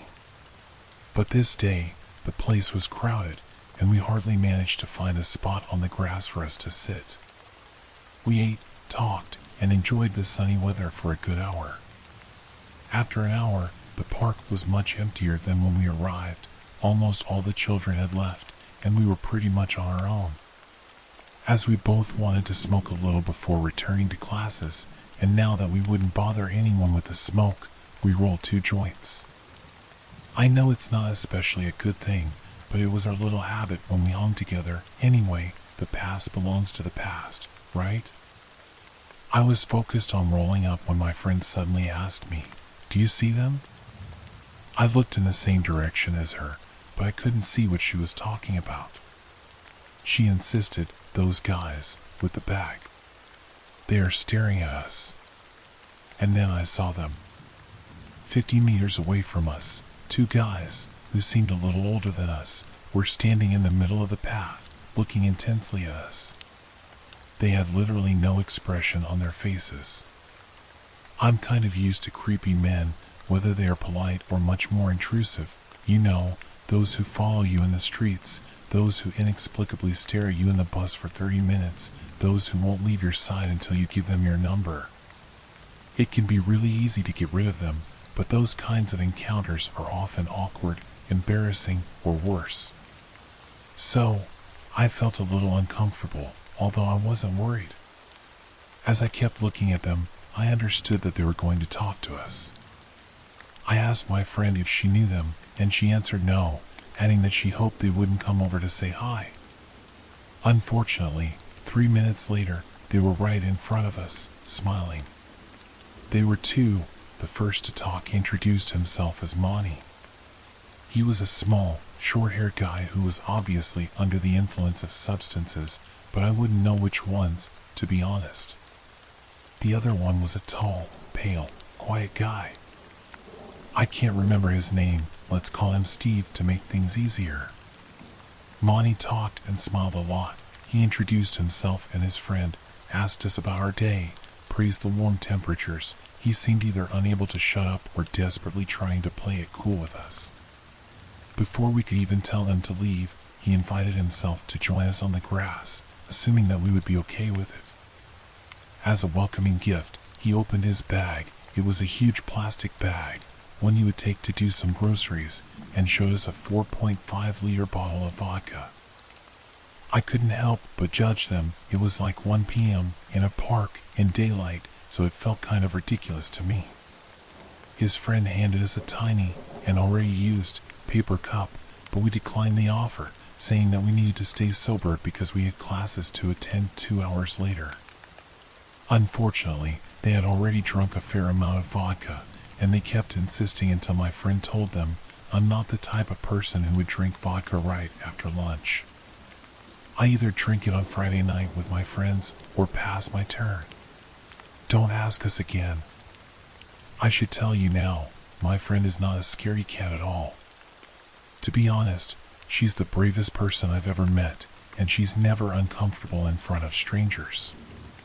Usually, when she's bothered by a weird guy, she either acts weirder than him to make him feel more uncomfortable, or laughs it off, making jokes and acting friendly until she tells him to leave because she'd rather be alone, or, in the worst cases, she kicks his butt and leaves. So even if she didn't want their company, she was still unperturbed and relaxed, way more than I was, and it felt good to have her by my side. They must have felt that she was serious because they stopped insisting and instead started asking us things like, "Are you students? Do you have a boyfriend? Can I have your number?" and so on. We were both in relationships and not interested in the two of them, but it didn't stop them from flirting. They kept complimenting us in a heavy, unpleasant, clumsy way, and we began to feel embarrassed. We could clearly tell that alcohol was unleashing them. They were annoyingly enticing, openly flirty, and it escalated quickly from sympathetic remarks about the way we were dressed to nasty sexual advances. As I said, we were not interested. But they didn't take no as an answer. I was so uncomfortable that I avoided eye contact as much as I could while trying to find a way for us to get out of this situation. At this point, two other guys, supposedly their friends, came and sat with us, even though we didn't tell them they could. They looked dirty, idle, and under the influence, and one of them had a scrawny dog full of fleas, not really reassuring, but we kept our thoughts to ourselves. My friend said something like, "We should probably go back to college now," but it didn't work the way we planned. They offered to come with us, claiming that it was not the first time they crashed classes just for fun. We replied, "No, thanks, we don't want to get into trouble," but Monty insisted again. We declined. He kept insisting, saying, "Don't worry. It's no big deal," and suddenly, he pulled a gun out of his pants and brandished it in front of us with a proud expression on his face. We immediately stopped smiling. First, because we live in France, carrying guns is neither allowed nor usual, and second, because we felt trapped. The gun looked old but real, heavy, and extremely dangerous in his drunken hands. It was not funny anymore. I was genuinely afraid of what would happen next. One of his friends, the one with the dog, let's call him Nick, started to panic, got up, and said, "Are you crazy? Don't you know I have substances on me?" To which Monty replied, "Chill out, there are no cops here." His friend shook his head and took his bag, ready to get out of there. Then, Monty pretended to aim at Steve, and he told us, with a big carnivorous smile, that he could totally shoot him without getting into trouble. Steve seemed a little nervous. Nick walked away, yelling that he didn't want to be seen with us because it was too risky, and I couldn't disagree. We were in the middle of the day, in an almost empty park, so the scene seemed quite unreal. I just thought, crap, I've never been this close to a gun, and its owner is a drunk man who doesn't want us to leave. It looked bad. He turned toward us, exhibited the weapon, and asked for our opinion. "Do you like it?" "I'm not a huge fan of guns," I replied. "Are you scared?" "Maybe." I tried my best to hide the fact that I was scared because I didn't want him to notice it and take advantage of me. Even my friend kept a fake smile on her face to keep up appearances.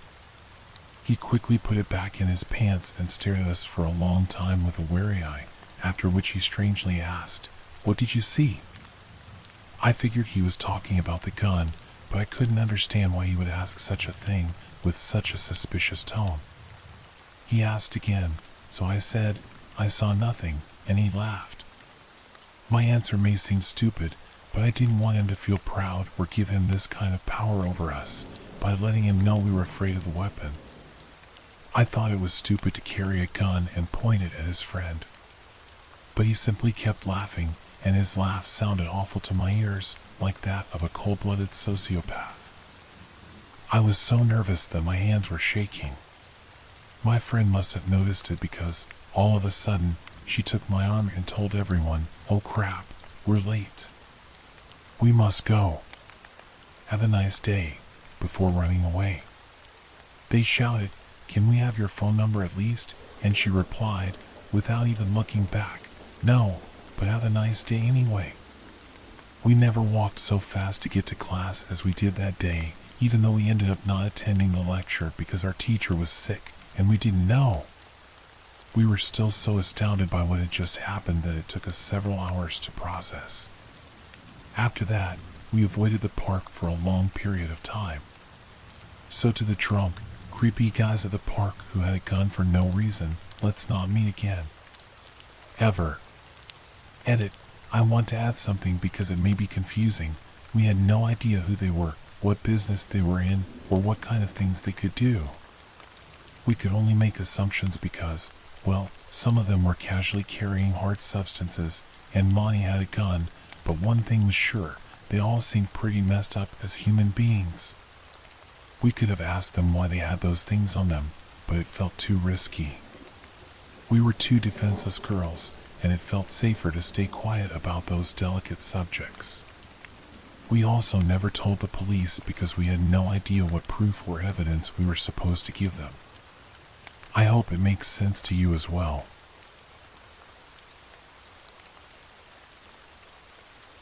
I'm a 36-year-old female living in Sweden.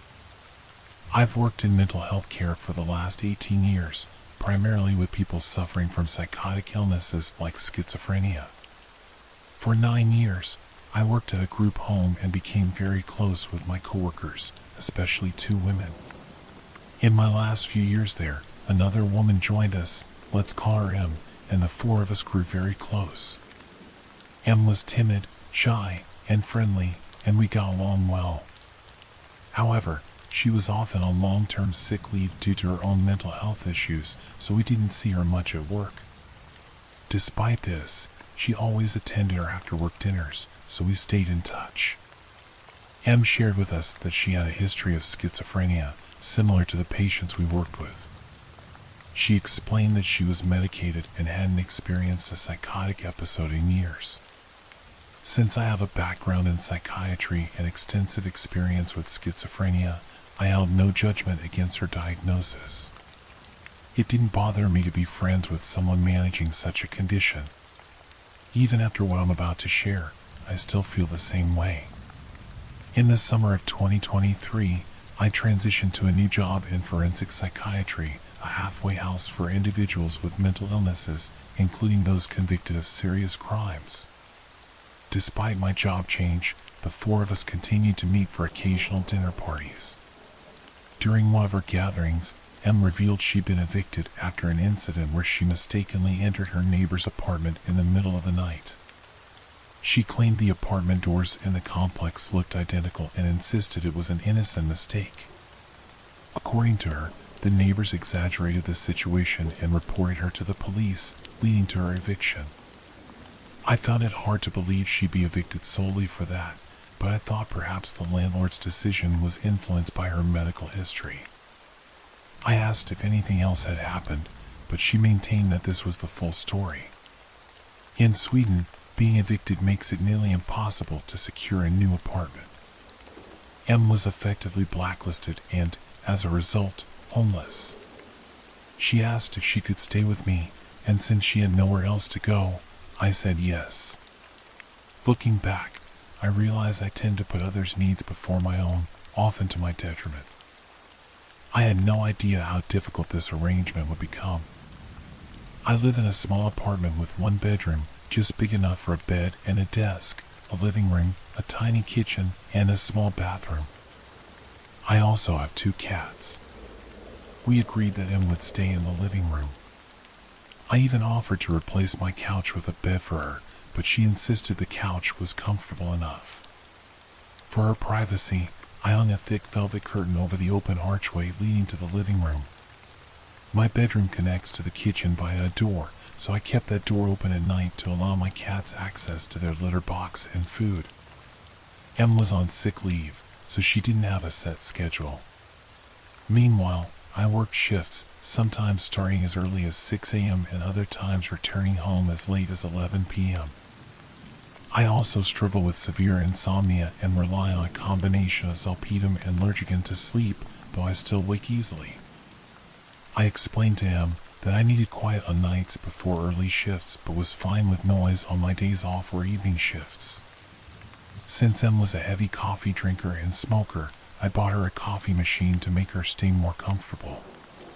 Unfortunately, the coffee machine was right outside my bedroom door due to the kitchen's small size. The first night, I had to wake up at 6 a.m. for work. Despite my insomnia, I eventually fell asleep, only to be woken up multiple times by him going out to smoke. At 5 a.m., she started making coffee, which woke me up completely. I politely asked why she was up so early, given she wasn't working, and suggested she wait until 6 a.m. to make coffee so I could get one last hour of sleep. I also explained that sleep deprivation exacerbates my epilepsy, increasing the risk of seizures. A bad night's sleep could lead to dangerous situations at work where I managed mentally unstable clients. M promised to wait next time but continued waking me up early with her coffee making and other activities. Despite repeated requests and alternative suggestions, like making coffee the night before or switching to iced coffee or soda, she refused to change her routine. Ironically, M demanded absolute quiet after 10 p.m. because that's when she wanted to sleep, and I respected her wishes. She used to have moments of binge eating where she would empty my fridge and pantry of everything I had. I remember one time when I bought a big loaf of bread, and she texted me 30 minutes after I left the apartment saying, "Hey, I'm sorry I ate your loaf of bread. I'll buy it back once I get money." An entire loaf of bread in 30 minutes. When she moved in, I told her to feel at home and that what's mine is yours, so I couldn't really get mad, but it started to annoy me for two reasons. It was getting expensive because it was such huge amounts, and it always happened at inconvenient times of the day. For example, after an evening shift, when the store was closed, I'd come home hungry only to find that she had emptied the kitchen of everything I had bought that same day. M had long, black hair that was everywhere, on the sink, the floor, the bathtub. I'm no clean freak, but I think anyone could understand that it's not the nicest thing to step in or see all over the house. She also left her fingernails and toenails on the bathroom floor. There were pee drops on the toilet seat every time she used the toilet. One day, I saw a silverfish on my bathroom floor. I'd never seen one before, and I knew they eat hair, skin, and nails. I figured this little pest was thriving in the dirty condition my bathroom had fallen into. At first, I didn't want to address it directly because I thought it might hurt her feelings, and I didn't want to make her uncomfortable. So, I just put a broom and a dustpan in the bathroom to imply that we needed to sweep the floor more often. This didn't seem to work. After a while, I told her in the nicest way possible, with a smile on my face, "Do you think we could try to clean the bathroom floor more often? We tend to lose some hair when we brush it, and I'm afraid we might get pests.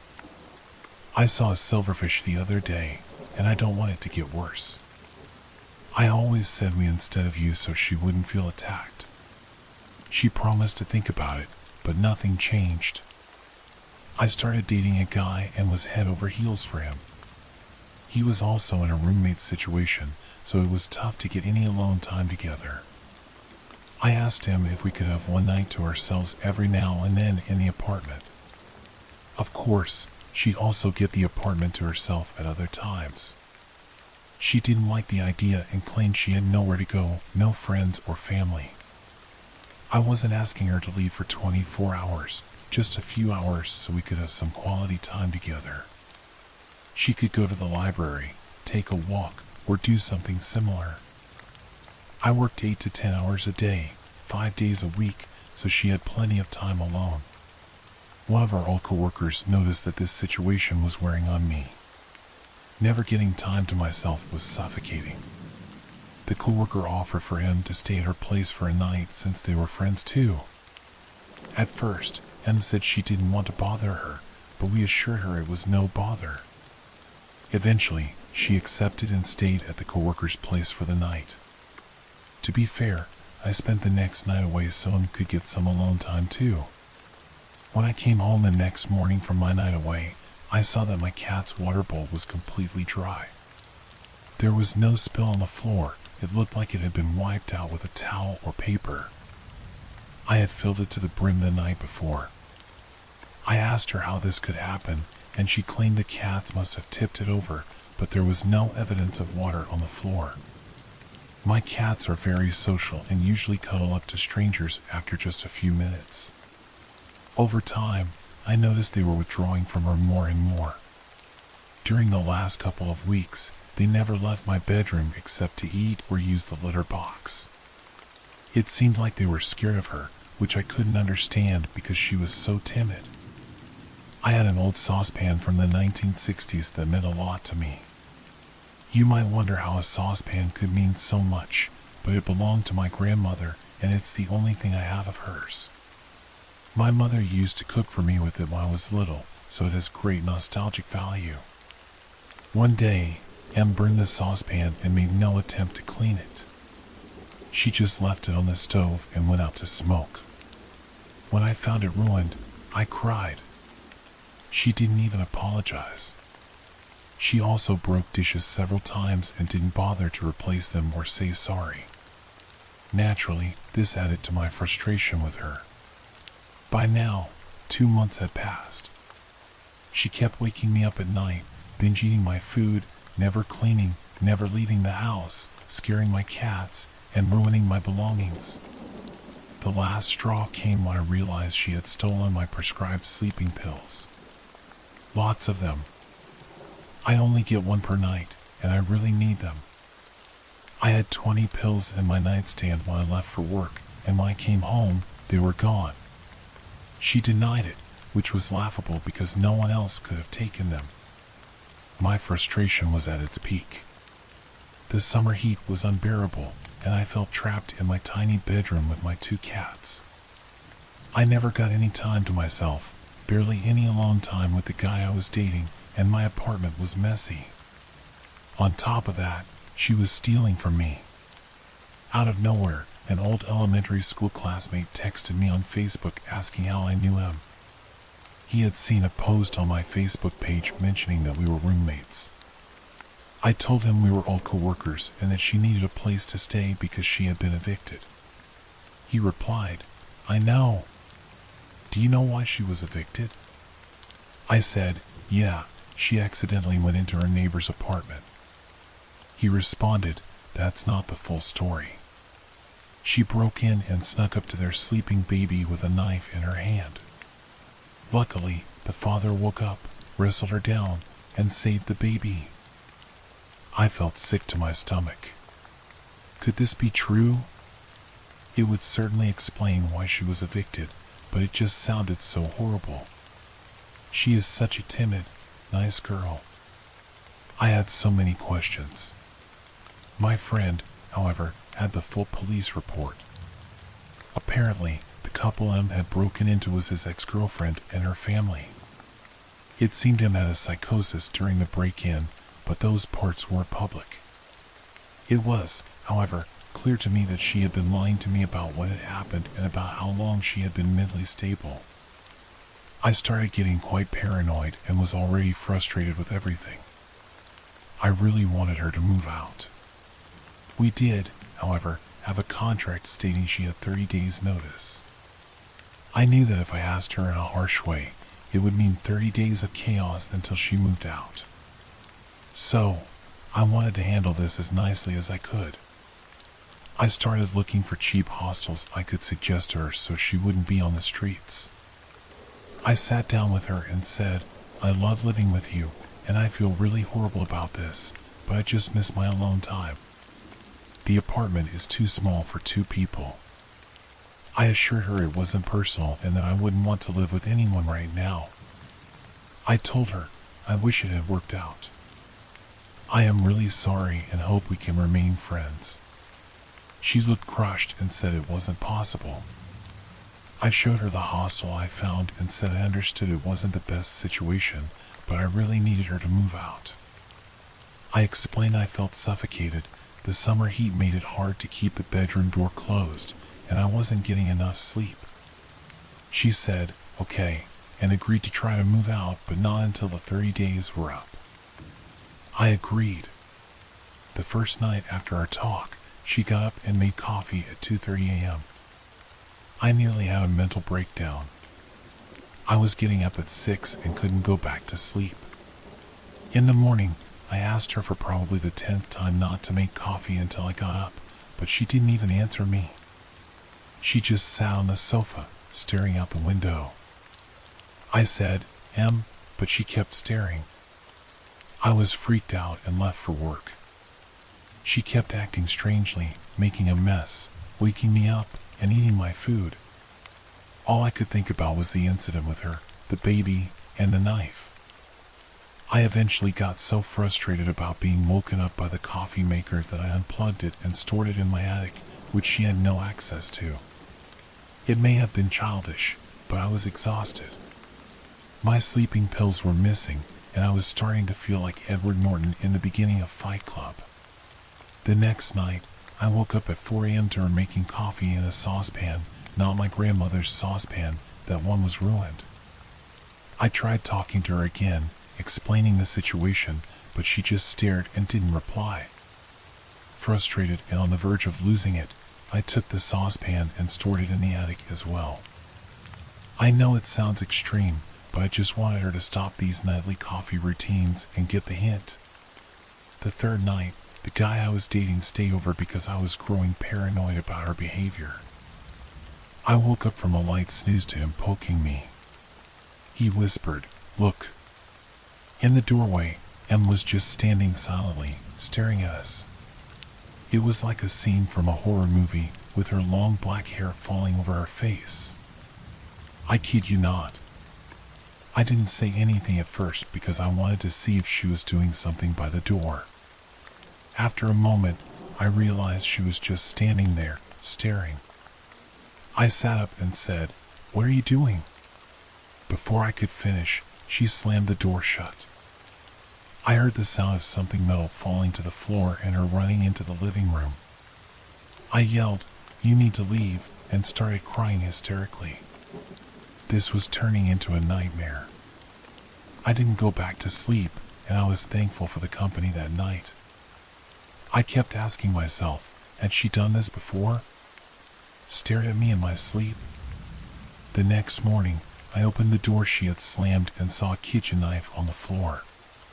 That was the metal sound I had heard before she ran off. I took all my knives and locked them in the attic as well. I then asked a friend to come over when I told her she had to move out immediately. I couldn't wait 30 days, 27 days remained. During the conversation, I really tried to stay calm. I know she has a mental illness. I know she means no harm. Even though I was so frustrated, I couldn't hate her. I was mostly scared and tired. However, she didn't even answer when I talked to her. She just kept staring out the window. She left the apartment and sent me a text instead, saying that I was disrespectful for bringing a friend over to her place. Nighttime came, and I thought this would finally be a quiet night, no coffee maker or saucepans. But at 3 a.m., I woke up to her burning dry coffee powder in a frying pan. At that moment, I just felt terrified of her. Her face was blank, her eyes were dark. I suspected that she had gone into psychosis. I stopped the fire, and she just ran off to the living room in silence. I knew she had an appointment with her psychiatrist the next day, and while she was away, I packed all her things. I sent her a text telling her that she needed to pick them up, give me my keys back, and that I would give her money for a hostel for the next 26 days. She didn't reply. The guy I was seeing came over to keep me company in case she argued about it. She didn't. She left the keys without looking at us and left. Our coworkers, who were friends with both of us, told me that she moved in with a guy she was dating and stayed there for a few weeks until she somehow amazingly got an apartment of her own. She started working again, and I was really happy to hear this. She seemed to be doing well. Then, in January of this year, one of our old co-workers told me that Em had called her and said that everything must burn, that she had a baby she needed to save, and other delusional stuff. She had called 112, the Swedish emergency number, like 911, about this, but they hadn't taken it seriously. Em then proceeded to burn her entire apartment down because the voices in her head told her she had to burn everything to save her friends and family. Her neighbors tried to rescue her from the fire, but she fought them off, ran back in, and poured liquor on the fire to make it burn more. She was arrested and sentenced last week for aggravated arson. She will serve her time in a mental institution/prison for a long time, possibly forever. Ironically, she will probably end up in the facility where I used to work, and she'll be where she used to work herself. My old co-worker was a witness at the trial. Apparently, Em had stopped taking her medication, Abilify, because she thought it made her feel numb, and she believed she was stable enough to function without it. Apparently not. She had also stopped taking her medication the last few weeks she stayed at my house. So, when she stared blankly into space, she was going into psychosis. When she stared at me with a knife in her hand. When she burned the frying pan that last night. It's disturbing to think about what could have happened to me and my cats if she had stayed, or if I had been a heavy sleeper. I also think about what could have happened to that baby she snuck in before she was evicted.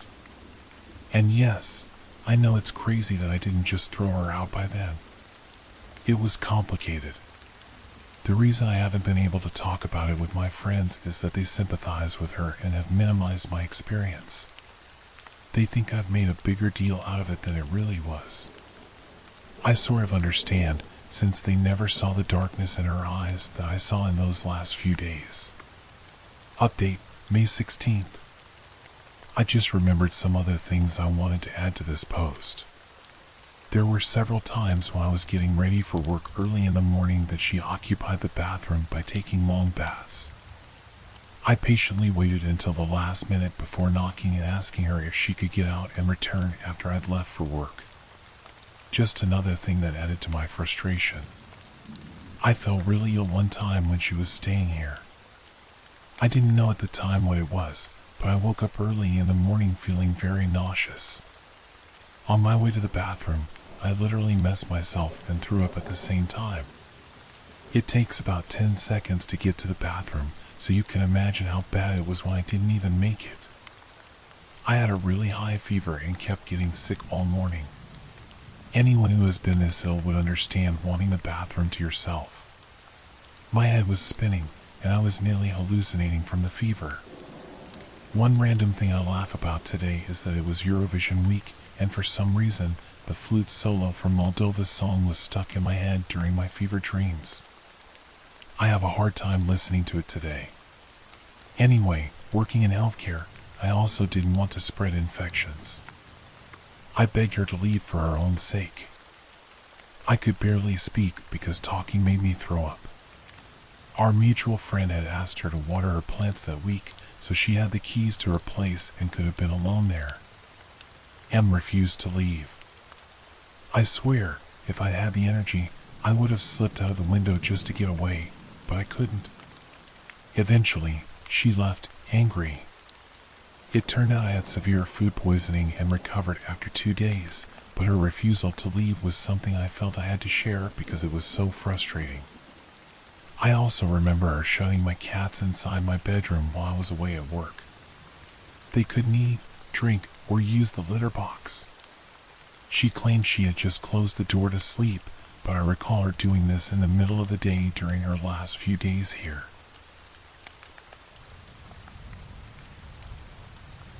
My cat saved my life. I love staying up late.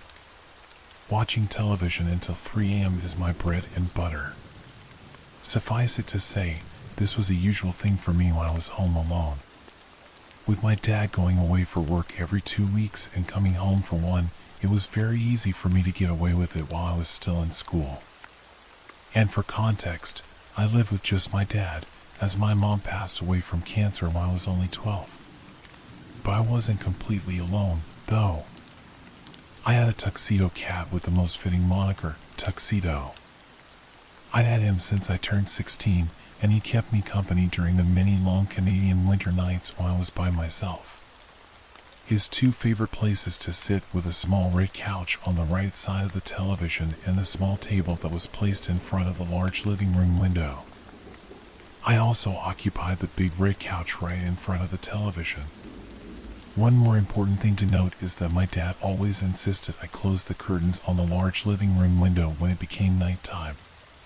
To him, he thought it was dangerous to let people see into the house and that it could tempt them to break in. But in my mind, I always figured no one would be dumb enough to break into a house with lights on instead of a house with no lights at all. So, I usually just left them open for the entire 2 weeks he was away, due to laziness. So, on this particular night, I was watching a documentary. I think it was about some couple being held hostage somewhere in Australia. These certain documentaries would be on very late, which wasn't a problem for 18-year-old me in the slightest. Tuxedo obviously felt differently, as he had chosen to gaze outside the living room window instead. As it had just entered commercial break, Tuxedo started giving soft cries, his eyes staring in the direction of the front door, which was on the left side of the window. He usually does this if he sees someone outside at the door, which was more commonly done during the day than at night, for obvious reasons. It was actually very out of the ordinary for Tuxedo to do this so late. At first, I assumed it might have been an outdoor cat or a wild rabbit by the door. But I could tell Tuxedo's wail was especially worrisome, so I decided to check it out for myself. Here's the layout of my front door entrance. Tuxedo and I were on the top floor, but the entrance was at a lower level that was between the top floor and the basement. There was a small staircase that went down from the top floor toward the front door, and a second small staircase that went further down, away from the door to the basement. Hopefully, that was a good explanation of it. So, I'm standing at the top of the staircase, about to go down and open the door to see for myself, when I see a large, shadowy figure in the frosted glass of my front door. I nearly collapsed to the ground when I saw this. It was definitely not my dad, and at 11 p.m. at night, it was certainly not something I expected to see. I could tell whoever this was had something in the door and was trying to pry it open. At that moment, something came over me that I can't explain. It might have been the fact that I knew I had no one in the house to help me, or the fact that I felt an urgency to protect Tuxedo from this intruder, but I grabbed my cell phone off the arm of the couch and threw on the lights over the front door. The shadowy figure was now fully visible and clearly startled as our eyes met through the frosted glass, his face displayed in a jagged reflection. "Leave now! I am calling the police! Leave!" I didn't even get to finish before he was dashing off my yard and into a car across the street. Before I could even tell the make and model, let alone a license plate, he was gone. All that remained was a crude crowbar on the front step. Now, it's up for debate what that man was at my house for. I certainly didn't recognize him in the few seconds I looked at him. While this definitely shattered my imagined immunity from danger if the lights were still on, part of me wonders if he might have still attacked if I wasn't awake that night. One thing is for sure, though, Tuxedo saved my life that night. I don't even want to imagine what might have happened if Tuxedo hadn't been looking out the window that night.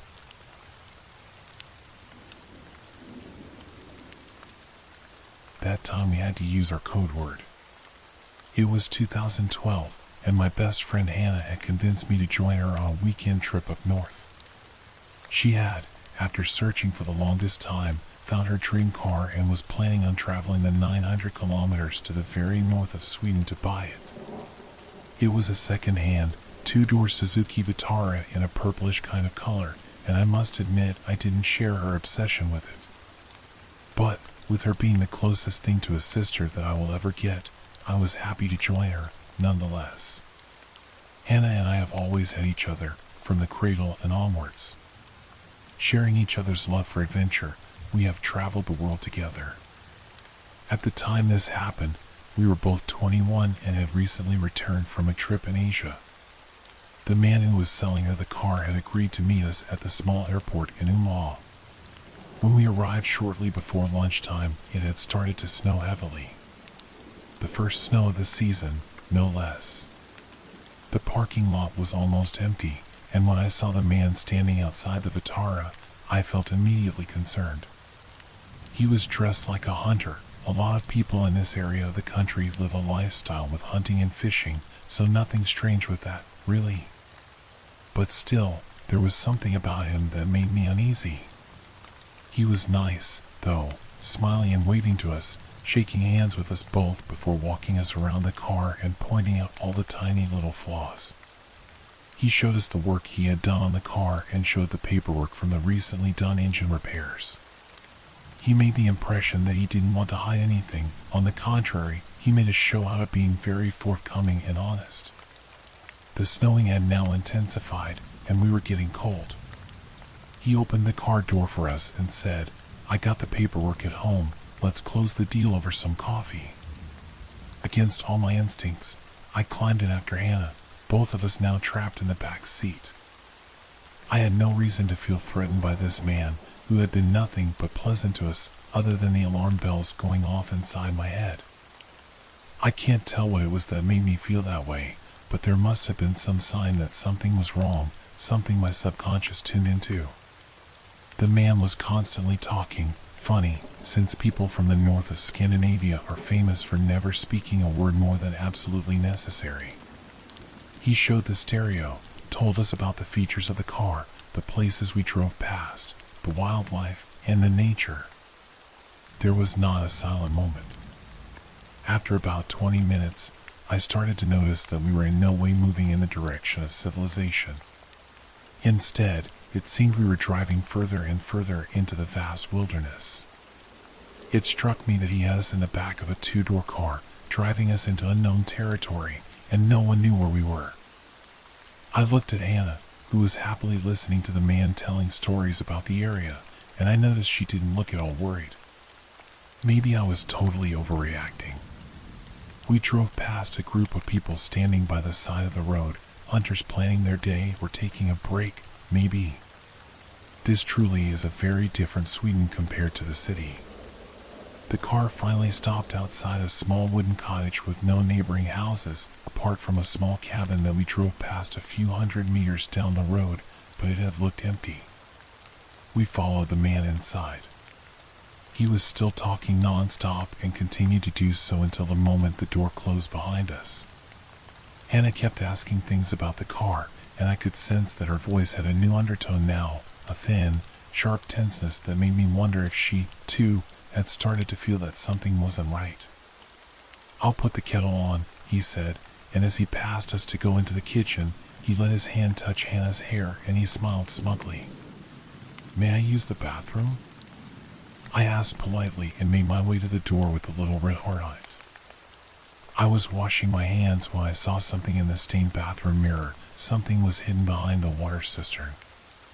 I pulled out a rolled-up plastic folder, and as I turned the pages, I felt my blood run cold.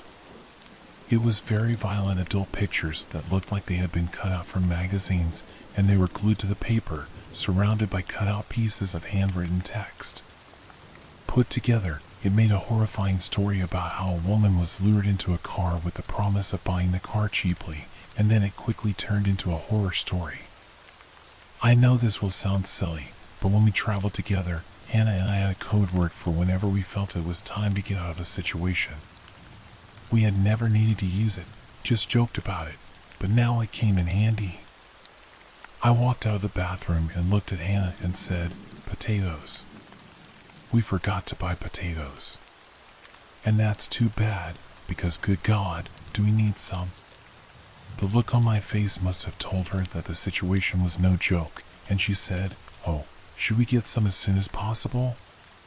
"The sooner, the better," I replied. Hannah, always pretty and charming and capable of great acting, casually walked over to the man in the kitchen, tapped his shoulder, and said, "Excuse me, but I was wondering if I can go have a quick look at the cam belt?" He huffed something about it being in good shape and handed over the keys. We got into the car and sped off faster than the weather strictly speaking allowed. We left the car at the airport and hoped we hadn't made a terrible mistake. What if he reported it stolen? It would be embarrassing to explain to the police. But nothing happened. He didn't follow us, didn't report it in. We had to take the train since we had no plane tickets. The original plan had been to take the car home. And we didn't want to linger close to the airport in case he came looking for us. Later, Hannah asked what made me use the code word, and I told her about what I had found. It might just have been a fantasy, a sick game, and maybe he would never have done anything to us. But right then and there, I was convinced we would die if we didn't get out.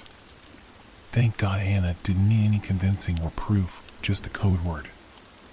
I truly think that if we hadn't talked about it so many times before, about how we would handle a situation where we need to get out fast, things would have ended differently. Both of us knew that if either of us ever used the code word, it's time to get out, no questions asked. Just move.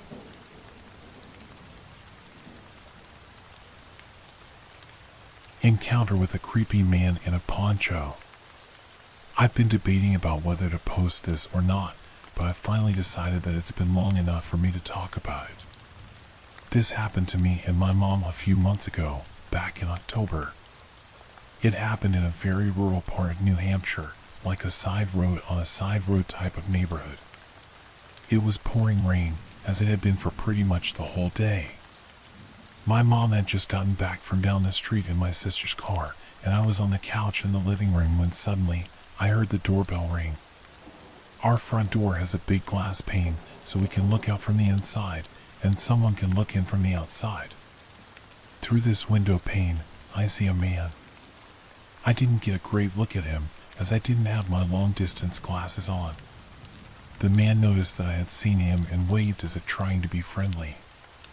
For the rest of this post, I'll refer to him as Poncho Man.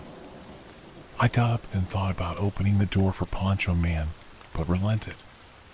As I couldn't properly see who it was, I didn't want to let a stranger into the house.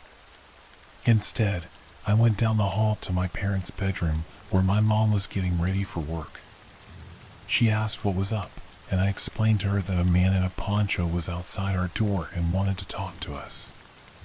She went as white as a ghost. Immediately, she stopped getting ready, closed and locked the bedroom door, and started checking the windows to make sure they were locked. I asked her what was going on. My mom explained that, as she was driving home, she had seen Poncho Man. He had been standing motionless on the side of the main street. As soon as my mom turned down our road, he started to walk, presumably to follow her. She said the encounter was weird, but thought nothing more of it. Why would someone be out in the pouring rain, down a back road in the afternoon? It was like he was waiting for something. I started to panic as well. My mom called my aunt, the two are like best friends, and asked what she should do. My aunt told her to call the police immediately. And so we did. We proceeded to pace around the bedroom, frantically looking out the windows to see if we could spot Poncho Man. From where the bedroom was angled, it was impossible to see the front porch and check if he was still there, but we were desperate for anything. After what felt like hours, we finally saw a police car pull up. We carefully unlocked the door and went down to let the officer in. We explained what we had seen, and he agreed to do a scan around the neighborhood. As he left, I noticed something on the doorknob. I took it off, and it was a political ad for a candidate running for office. It's possible Poncho Man was just campaigning for the candidate, but there are a lot of holes in that story. It was pouring rain, so why would you go door to door? And why would you take that route in such a rural neighborhood? The houses are so far apart, you'd barely make a dent on foot. The timing doesn't make sense either. Sure, my mom and I were home, but it was about 4 in the afternoon. Most people would still be at work, so you'd probably get no response from knocking anyway. Eventually, the officer returned. He had found the guy down the road and had questioned him. Poncho Man was able to ID himself, and he claimed that he was a political campaigner and was just knocking on doors for that reason. When probed further, conveniently enough, Poncho Man couldn't provide any other door signs, as the one he had left on our house was the last one. That makes the campaign story even more absurd. Our house is in the middle of the street. It's not like we were the last by any means, so why wouldn't you bring enough for the whole street? Even the officer pointed this out to us and said that it was unusual behavior. Although the officer was suspicious of him, there wasn't anything he could do about it, as there was no way to prove intent. He told us to be alert and not hesitate to call if Poncho Man returned. Fast forward a few weeks, and I started noticing that a police car seemed to be permanently stationed down the road from us, about a 3-minute drive. I got curious and asked my mom about it, and she said that there had been multiple break-ins into houses down the road, and the police were conducting a sting operation. The Poncho Man encounter and the break-ins may be unrelated, but considering how Poncho Man acted, I have a sinking feeling that they are connected. Thankfully, for the past few months, we've heard and seen nothing of Poncho Man. We got a new doorbell system with a camera, and the police left the area where they had been doing the sting. I hope that this whole situation is over and done with, and that I never have to meet Poncho Man again.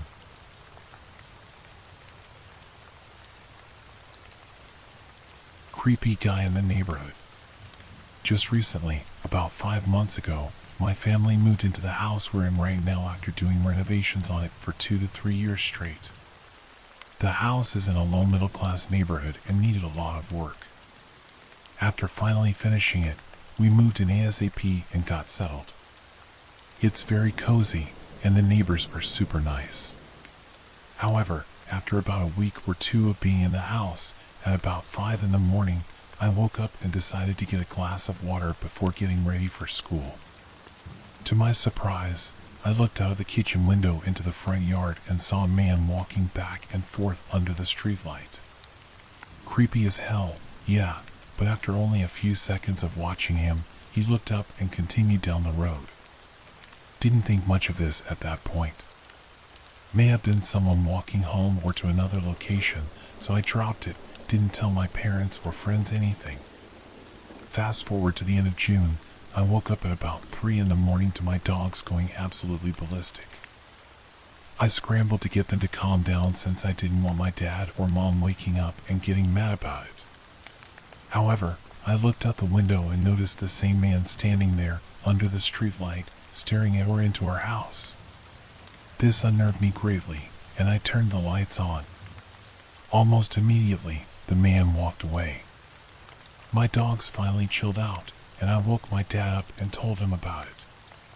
My dad didn't seem to really worry too much about it and told me to tell him if I saw him again. I agreed to this and went back to bed. About a week ago, I was unloading a storage unit pod in our backyard. I was home alone, and it was rather late. However, I wanted to retrieve my guitar case before lending my guitar to my friend. My dogs started barking like crazy, and I immediately went to check what they were barking at, and lo and behold, there that man was again, in the same spot, staring at or into our house. I had 3 choices: call the cops, call my dad, or be a tough guy. My dumb decision was option C. I grabbed a baseball bat from my room and walked outside. The moment I opened the door, he began to walk away. I screamed at him, "Hey!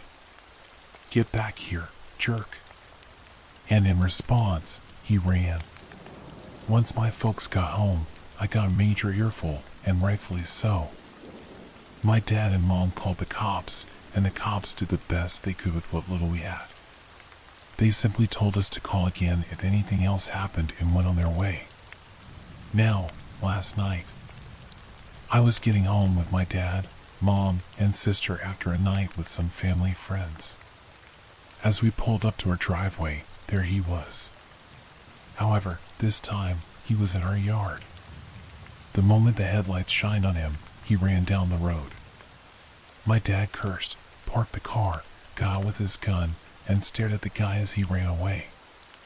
My sister, Mom, and I went inside immediately to call the cops. We don't know what happened after we went inside, but according to my dad, the man turned around and stared back at him for a while before running off again. I don't know if this guy will be back or how long he's been doing this. I hope nothing spirals out of control, but creepy guy in my neighborhood, for the love of all that is holy, let's not meet. Edit, we are installing cameras. My neighbor claims to have spotted him staring again. My dad has had enough and bought some off Amazon. I hope this stops soon. You never know who can knock on your door. So this actually happened to me today, and it felt like something I should share here as a caution to others. I live in a small city not too far from Edmonton, and recently there has been a series of armed robberies happening in and around the area. It's made me wary about walking alone at night, so I have found myself home more often than usual. It's not the worst, but I dislike having this feeling of unease. But I manage and make do. Today, my dad and his girlfriend were invited to a party, meaning I had the whole house to myself. I pretty much had the evening planned out, watch some episodes of my favorite soap opera, then switch it over to some classic horror films. So, I said goodbye to them as they left and quickly loaded up the TV. It wasn't long after I had started the horror movie that I heard a knock at the door. It wasn't a regular knock. If my TV had been any louder, I probably wouldn't have been able to hear it. Thinking it was nothing at first, I went over to the door without pausing the movie just to confirm. But to my surprise, there was someone at the door. I opened the door, and there stood a slim man. He looked to be in his mid-30s, and that's all I can really say. I'm not the best when it comes to describing people, and I didn't really go out of my way to analyze him at that moment. I couldn't even tell you if his jacket was gray or black. The man said he represented a security company and was going around my area to offer his company's services. He asked if the owner of the house was home, to which I told him no and that he wouldn't be home until late. He then began giving me some quick information about his company, that it was the only one that was locally funded, that it's already being used in several homes on my street, and that it's smart device friendly. He even showed me a laminated piece of paper that displayed all the different devices that could work with the security system. I told him that we weren't interested in having a security system at this time. He proceeded to ask me if my family leaves the house for long trips, which would be a great reason to get this security system. Looking back now, this was a huge red flag, but I answered honestly that the house was almost never empty and that we never really went on trips. I also added that he could speak to my dad tomorrow if he was coming back. He told me his team would be leaving for another city tomorrow, thanked me for my time, then left. I went back to my movie and pretty much forgot about the visitor. The movie finished, and I decided to check my Facebook to glance at the buy and sells. Near the top of my feed was a shared post that caught my eye immediately. What I read next made me completely freeze up. It was from a woman who had also talked to a representative from the exact security company I had been approached by. This guy knocked on her door softly too, which immediately caught my attention.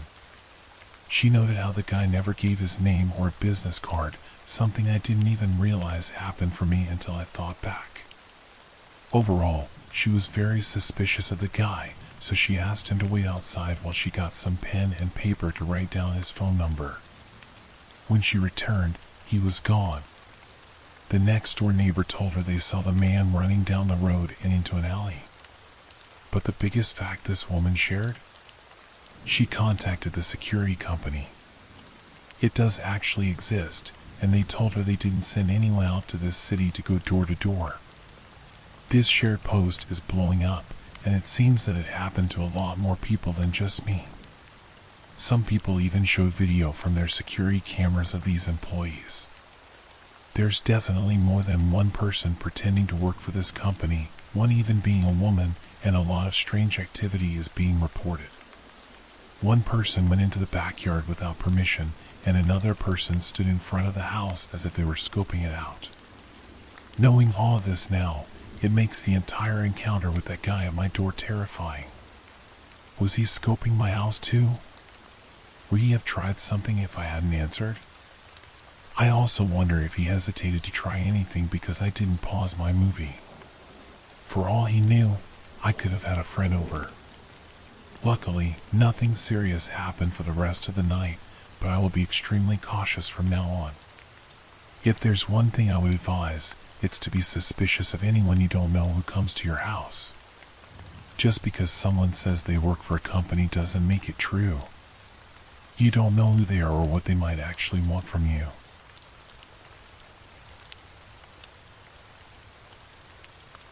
This happened about 5 years ago after my fiancée and I had been living in our house for a little over a year. I am 6 feet tall and about 225 pounds. I've always been naturally muscular and am told I have an intimidating demeanor. My fiancé is 5 feet 2 inches and weighs maybe 130 pounds, a tiny little thing. Our house is a bi-level home where you walk in the front door, and there are 2 half staircases going up to the living room or down to the basement. The only access to our backyard is through the sliding glass door in the upstairs living room and down the stairs from our deck. Important. During this time, I partied a lot, way more than I should have. I was between jobs, and it was toward the end of the holidays, so my interest in finding a new job wasn't quite what it should have been. Many of these nights I was out partying, and I would end up just crashing with friends, which meant my fiancée spent many nights alone with our 3 dogs. I had a serious problem with substance abuse, primarily alcohol, and I'm sad to say I was letting it get the better of me. Fast forward a couple of months, and I had just found a new job that had random drug and alcohol tests, a godsend in hindsight. I had been sober for only 2 days and had begun repairing my relationship with my fiancée when she told me how glad she was that I was sleeping at home again. I thought nothing of it, kissed her on the head, and told her I was too and that I loved her. Later that night, my fiancée and I were watching TV downstairs when I thought I heard something moving in our backyard. The dogs heard it too, but I dismissed it because they just perked up their ears, but didn't seem too alarmed. A moment later, I heard the noise again, and my fiancée very quickly muted the TV and gave me a very nervous look. "Did you hear that?" she asked, looking very uncomfortable. I told her it was probably just a few of the neighborhood cats playing in our bushes, as there are quite a few outdoor cats living in the area. But she shook her head and began insisting that this wasn't the case. Before I could even ask her what made her so sure, I heard our sliding glass door upstairs fly open. All 3 of my Great Danes and I were on our feet in an instant. The dogs let out the most ferocious sounding barks I've ever heard and tore up the stairs, with me right behind them. As I was rounding the first set of stairs and the dogs were reaching the top of the second set, I saw the sliding glass door slam closed and the silhouette of a man running away. I got to the door and flung it open, and the dogs shoved me out of the way to chase after this would-be intruder. I grabbed my flashlight, one of those big 4D cell mag lights that cops carry, and ran out into the yard. I had just made it down the deck stairs when I saw the dogs freaking out at the back fence. I sprinted over and jumped the fence just in time to see the man reaching the opposite fence and trying to get over it. He was covered head to toe in black clothing, a thick black hoodie with the hood pulled tight to conceal his face, and jet black cargo pants. Without any regard for my personal safety, I charged at the man and just barely missed getting a hold of him as he made it over the fence. Once more, I followed him over and came around the front of my neighbor's house just in time to see him hop into an old, beaten-up pickup and speed off. I watched for a moment as he tore out of the neighborhood and disappeared into the night. I ran back home as fast as I could to check on my fiancée and make sure she was okay.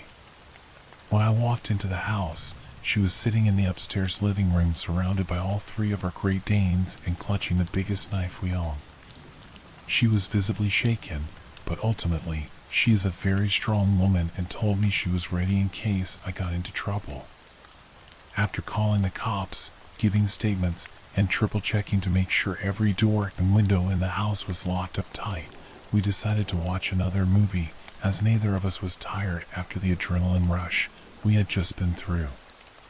During the movie, I asked her what made her so sure earlier that it wasn't just cats playing in the yard. What she told me was enough for me to decide it was time to change my whole life. She said that for about a month, she had been hearing strange noises coming from all around the house late at night. She would hear footsteps outside and occasionally what sounded like whispering. When I asked her why she never told anyone, she just shook her head and said she didn't know. After hearing this, I came to the realization that whoever this man was, he knew that I was never home at night and that my fiancée was essentially all alone most of the time.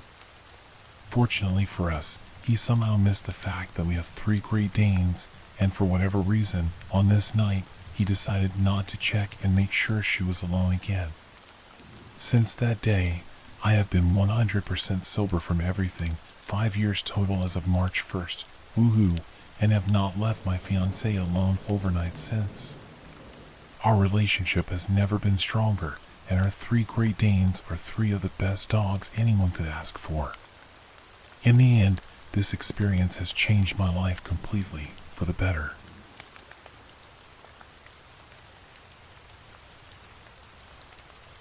This happened to me when I was around 7 years old.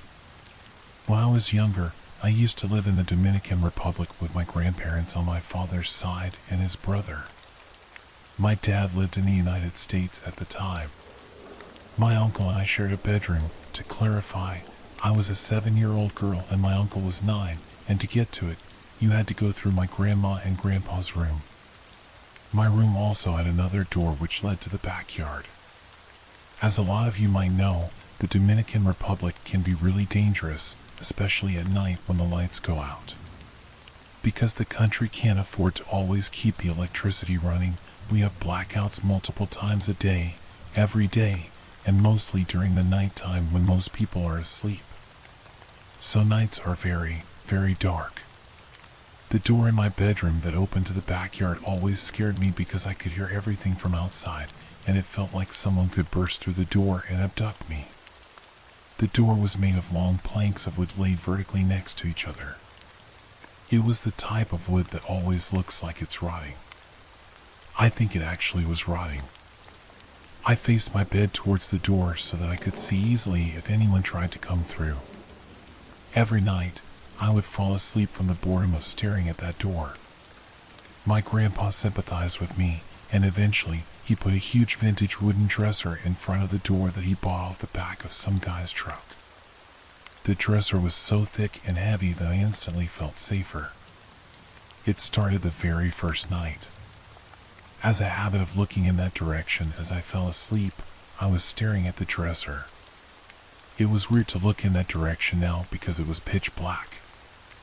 I could no longer see the little beams of moonlight between the cracks on the door, or hear the sounds of the wild animals in the yard or the late night traffic on the street. I remember it was nearing the season for tropical hurricanes, so some nights I could hear faint sounds of the trees swooshing and the door creaking.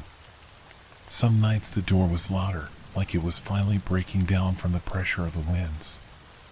My grandparents didn't see anything wrong with the door in the morning when I told them I was scared it might be falling apart. We never thought anything of it after that. A few weeks later, we had a huge storm. While I was trying to sleep, I could hear banging, crackling, creaking, and really loud whoosh and splash and thumps. Naturally, I thought it was just a storm, and so did my uncle. Every night after the storm, we kept hearing similar sounds late at night. It would wake us up. We knew it wasn't the storm anymore, but we would try to be logical and realistic. It was probably the old dresser. It was probably the door because it got loose off its hinges. It was probably a stray cat scratching its paws on our door because the wood is soft, cats have weird habits. It was my uncle trying to scare me. It was me trying to scare my uncle. We kept coming up with new excuses every night and blaming each other. All that was kept inside the dresser was blankets, towels, curtains, and various linen for storage, so we never had a reason to look ourselves. The dresser was tall, and it had a divider in the middle. The left half had shelves where my grandma would fold the towels, and the right half had a hanging rack where she would hang curtains and sheets. Sometimes my grandma would complain that the blankets had dirt on them. She would blame my uncle and me, thinking we were wiping our hands on everything because we were too lazy to wash them. One night, there was a louder than usual thump coming from the direction of the dresser. I woke up in a sudden panic, but my uncle was already wide awake. I immediately thought he was playing games and started yelling at him. My grandpa woke up and came to see what was going on. I told him my uncle woke me up because he was trying to scare me, but my uncle denied it and said he was woken up by all the noise outside. My grandpa didn't hear anything and told us to stop playing around and go back to sleep. As he started to walk back into his room, we heard another loud thump. My grandpa heard it too. We all got freaked out because that time it sounded like it was coming from inside the dresser. He went to the bathroom, got the oil lamp we kept in there, turned it on, and opened the dresser to look. We saw the hanging blankets and curtains move slightly, and right away, we saw. My grandpa quickly stuck his hand in and moved the linen to the side. There was a woman in the dresser. She was a Haitian woman, really small and freakishly skinny. There was a big hole on the right side of the cardboard backing of the dresser. It didn't lead to the outside that we could see. The door was still there, but we instantly knew how she got inside from the position she was in when my grandpa opened the dresser. She was standing up with her knees slightly bent, facing towards the hole. Her hand was up and behind the hole, reaching up towards where the frame of the door would be. We could see her whole body, and I still remember what she was wearing. She had a long, flowing sun-colored skirt, a dark green or dark blue shirt that was too small for her, so we could see her emaciated belly. She had a rag on her head, but we could see her rough black hair sticking out through the gaps. I don't remember if she had any shoes, but I think she probably did. She also had a thin rope wrapped around her wrist all the way up to her elbow on her left hand. She was holding a plastic bag that had one or a few small things in it. When my grandpa had moved the blankets out of the way, she panicked, and we heard that she had dropped something. It was a couple of nails and screws. The ones that were holding the door planks together. The plank became loose, and she started to push it with her hands. That was the creaking noise we heard. After a few seconds of struggling, she finally pushed the plank down and started to fit her body through the crack in the door. Her head didn't fit right away, and my grandpa reached towards her and grabbed her arm. She bit him. She bit him so hard that she almost ripped off his skin. He was bleeding, and she didn't let go until he let go of her first. She rammed her head through the door, and we could see how much it actually hurt her to force her head through it because it made a very distinct scraping sound, and she yelled.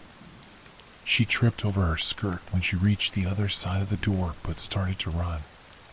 We had an outdoor sink, and she got on top of it. She climbed the wall that separated our backyard from the backyard of the people on the other side of the street. The wall was made of cinder blocks, and it was so old and abused that it had a bunch of holes and deformities in it. She used these to climb. While she was climbing, my grandpa ran out of our room, past his bedroom, the living room, and dining room, and opened the door to the backyard. We followed him, and as we ran by, my grandma woke up. By the time he got the back door open, the woman was more than halfway up the wall. He grabbed a machete he kept behind a broken washing machine we had in the yard right next to the door and ran toward her. He swung at her foot, but missed by a few inches. At that exact moment, the electricity came back on, so all of the street lights flickered and turned on. We could see her now. She reached the top of the wall and jumped to the other side. My grandma had followed us to the yard but didn't get to see what was happening. She asked, and my grandpa just started swearing and yelling at the woman. We don't have free emergency services in the Dominican Republic, so there wasn't much we could do because we didn't have any money. No one was hurt in the end. We went to examine the door and the dresser and tried to figure out how exactly she got in there almost every night. The woman had removed the screws and nails on one of the planks on the door, cut a hole in the dresser, and was staying in it. That woman was in our room almost every night for about 2 months, sleeping just a few feet away from us. We don't know if she ever stepped out of the dresser and walked into the rest of our home. We didn't go back to sleep for the rest of the night. Before the sun was fully risen, my grandpa was nailing down the door from both sides. He bought a sack of cement and covered the door with it from the outside. He also replaced another door on the side of the house, which led to the outside. It was in the same condition as my bedroom door. We didn't see that woman again. I'm glad we did not meet any closer than we had.